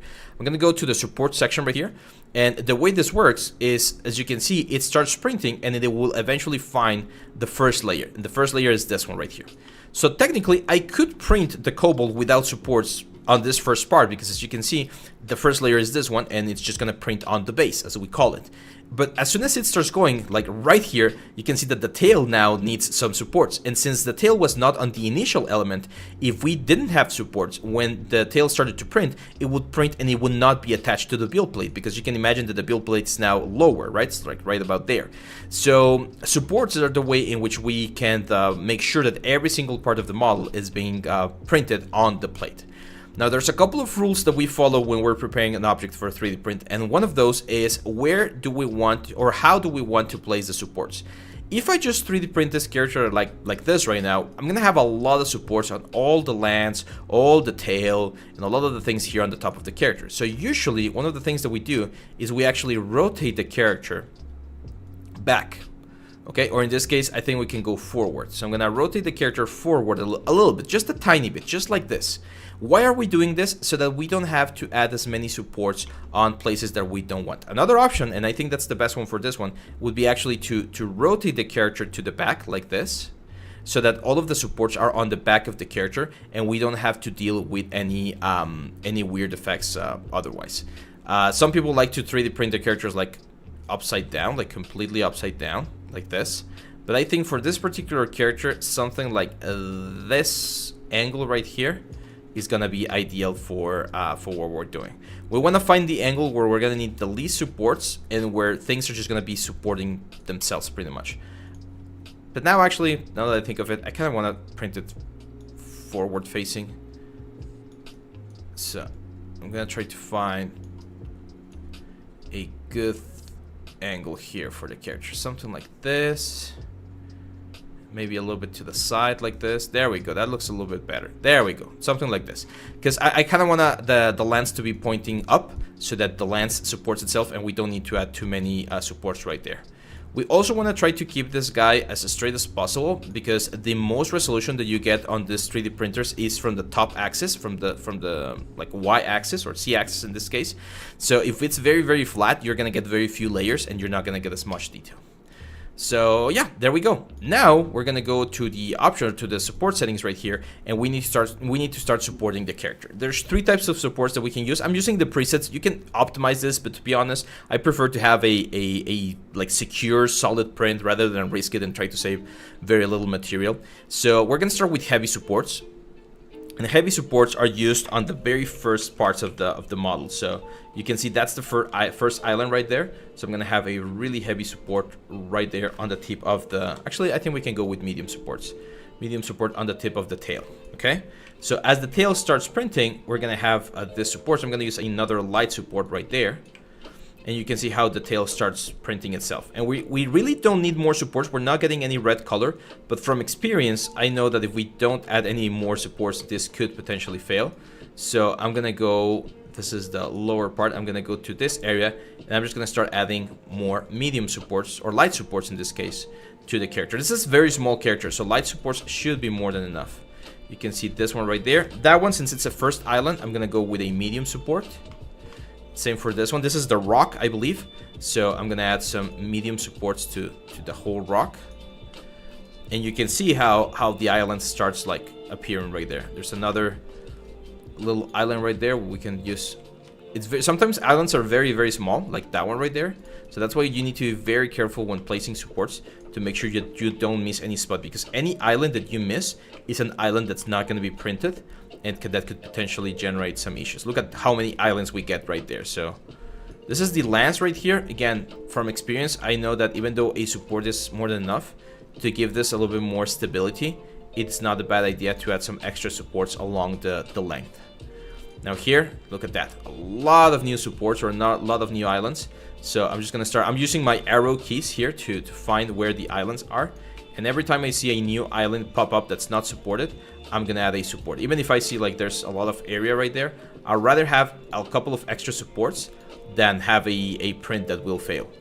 So this is just, like the quote says, right? Like, better safe than sorry. Nishant, yes, we will be doing a video about furniture modeling. Don't worry, my friend. I got the message. I don't think I'm gonna be able to do a full course, but we can definitely do a video. Okay, so we keep going here, and they're very easy to miss. They can be very, very easy to miss, the islands. So that's why you gotta be very, very careful. Same thing here. For instance, this is the whole that's the whole skirt, and we gotta be careful there. If I see certain areas that look frail, like that point right there, I'm gonna add another like support, because again, I'd rather be safe than sorry. There's nothing worse than starting a 3D print and then realizing that you forgot a specific island or a specific point, and then it fails. So being very careful here. But there's gonna be a point, there's gonna come a point right now, very, very soon, where every single piece is just gonna be built on top of itself. so we're not gonna need any more islands. Like that finger right there, it might seem like we need an island, maybe just one right there. We actually don't need. I might just add it to make sure that we have enough support. But again, once we find that perfect like balance, as you can see, every single part of the body is being built on top of itself. There's a couple of floating areas right there. That's working nicely. Now again, that's a long stretch of elements, and even though it's supposed to be like good, I'm gonna add some more supports until it touches. You can see that it's gonna eventually touch, and once it touches, now we're safe. Like I know that at that point we're very safe, and we shouldn't have any issues. A couple of islands right there on the fingers. Fingers are usually a place where we get islands. So right there. Another one right there. There we go. The horns, of course. So all of this are like light supports. And again, you can see there's a lot of volume here on the horns that's going to be just floating around alone. So it might be a good idea to just add a couple of extra supports to make sure that the horn is not like falling or anything. Let me go back over here, because I'm sure there's going to be an island right there. There we go. Now remember the little triangular piece? Look at that. Islands. That one right there. So that's an island. Then as soon as it touches, then we're fine. At that point, the whole piece is just gonna help with the support, so we don't need to worry too much about it. There's a little bit of an island right there.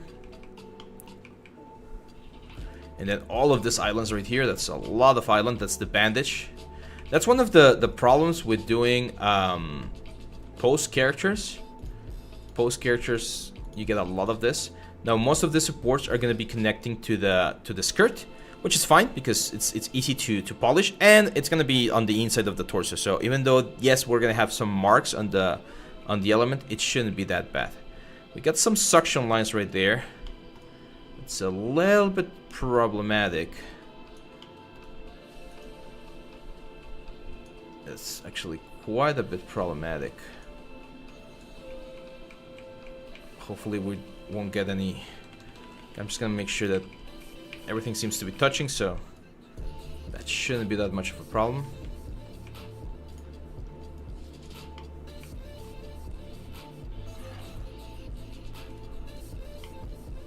Again, let's just add a couple of extra supports in these areas to make sure that the whole lens does nicely.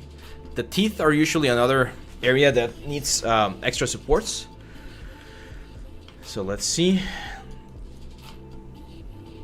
Yes, that is gonna need a support. Now that's actually a very small area, so as you can see, it can be a little bit complicated to get there because it's so tiny. But we still need to try, because otherwise it's just gonna fail. There we go. Again, like that point right there. And they look super like huge right now, the supports, but believe me, these are so thin, so small. Like actually, I don't think we're gonna be able to save that island right there. Now, one thing that's also gonna happen and could potentially help us right here is something called light bleed. So there will be a little bit of light bleed when we print things. So even though it might seem like we need this, here's another way to do it. You can just create a new one right here, and then if we go to edit, we can just edit support. Oh no, I couldn't do it. Sometimes you can just move the cone.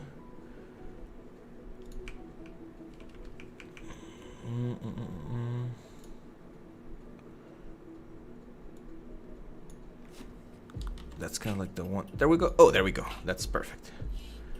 So there's gonna be some very small ones right there. Let's go to this other horn, which I'm sure we're also gonna need some supports with. there's gonna be one right there, and again a couple right there too, to make sure it doesn't fail. And that's it. Let's do a final pass, or another pass, because I'm sure we might have missed. There we go. Like right there. Extra support's not a bad idea. You gotta be very, very like attentive here, because you will every now and then find a couple of islands like that one right there, and without proper support it's gonna fail. And again, there's nothing more horrible than having a failed print. I'm a little bit worried about this section right here, because there's like inner faces on that area, which potentially could cause some issues.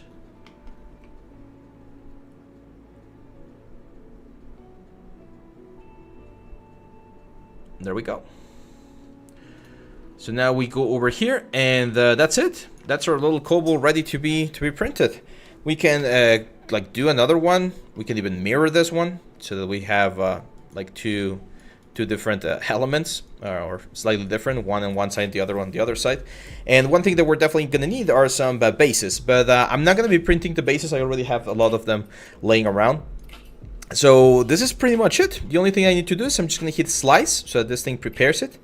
I'm gonna change my lift speed to 50, and as you can see, it's gonna take about 3 hours, so 2 hours 47 minutes, and it's gonna waste or use only 7.73 milliliters. So it's gonna be like nothing material wise. It's gonna cost me less than $1 based on the price of the resin, and we're gonna be able to get a really nice result. So I'm gonna save this real quick here on the desktop. I'm not gonna be able to show you the result right now, but I promise we'll see them on the next like videos. And yeah, that's pretty much it. I guess the final thing that we can do here is on the last session I showed a very simple 3-point light setup render here inside of Blender. So let's use it real quick to get the render as well here. So let's say file, import obj, let's import the kobold. Let's make it a little bit smaller. Oh,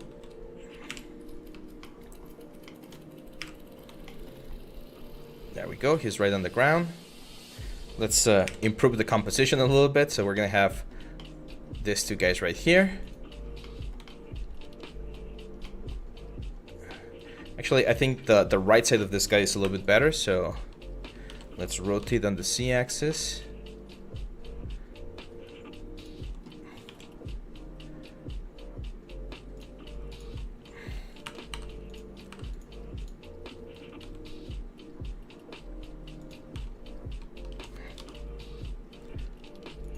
There we go. And this guy, I'm gonna go to the materials, and I'm gonna give this the same material that this other guy has, because we have a sort of like clay render material.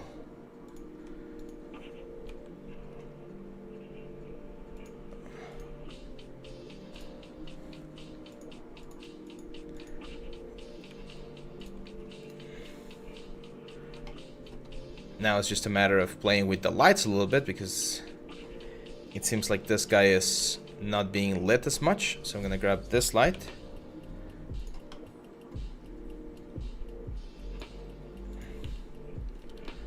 Let's remove the spheres here.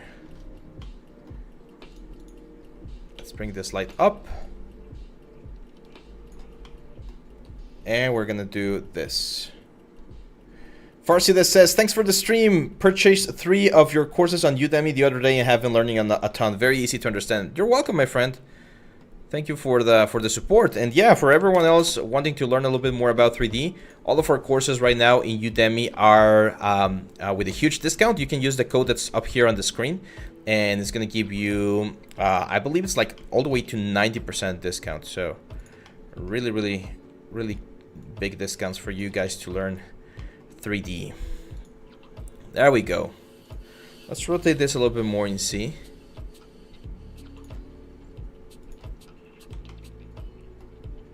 And that's it. I think this one's not helping too much, the material, so I'm gonna make it a little bit darker. There we go. So that looks a little bit more like clay material. And that's pretty much it, guys. We can throw in a quick render right here to see this, guys, at the full scale or the full result. And with this, we're pretty much gonna be wrapping up this special mega weekend streams. We are both of these streams are gonna be available on the channel. So again, if you want to check them out, you can very quickly go to YouTube to our Nexus channel right here. And if you go to the live section of the Nexus channel, you can find yesterday's video, which was this golem. He's called the Vigilant, and today it was this little kobold right here. So both of them are going to be available there for you, my friends, to see, and you can follow them along. I went a little bit slower than usual to showcase you the whole process. Well, it was actually like more like real time. So yeah, both of those streams are going to be available, and I'm going to be seeing you back tomorrow. We're going to continue with the mermaid on our Monday live stream. It's just going to be a normal 1 hour live stream, but yeah. That's pretty much it, my friends. I'm not sure if you guys have any more questions, if there's any more comments or things that you want to see or know about before we finish the stream. But with this, we're pretty much complete with today's class. What do you guys think? Do you like it so far?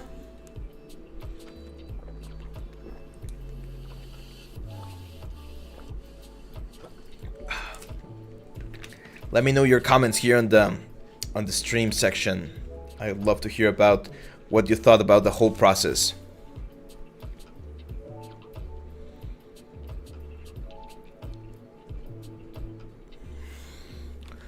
Let's go. Let's start cleaning some of this stuff up. I'm gonna save this image. Save.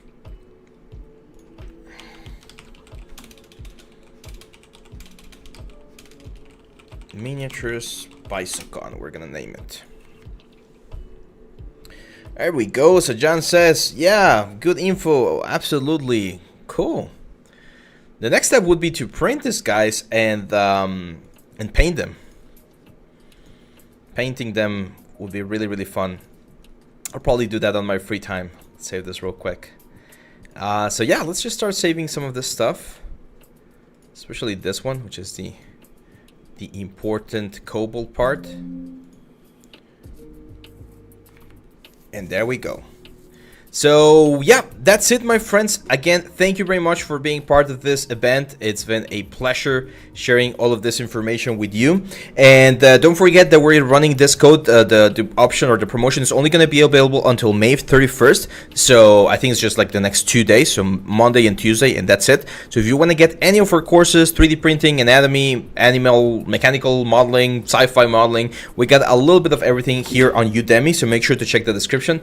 And that's pretty much it. Don't forget to like,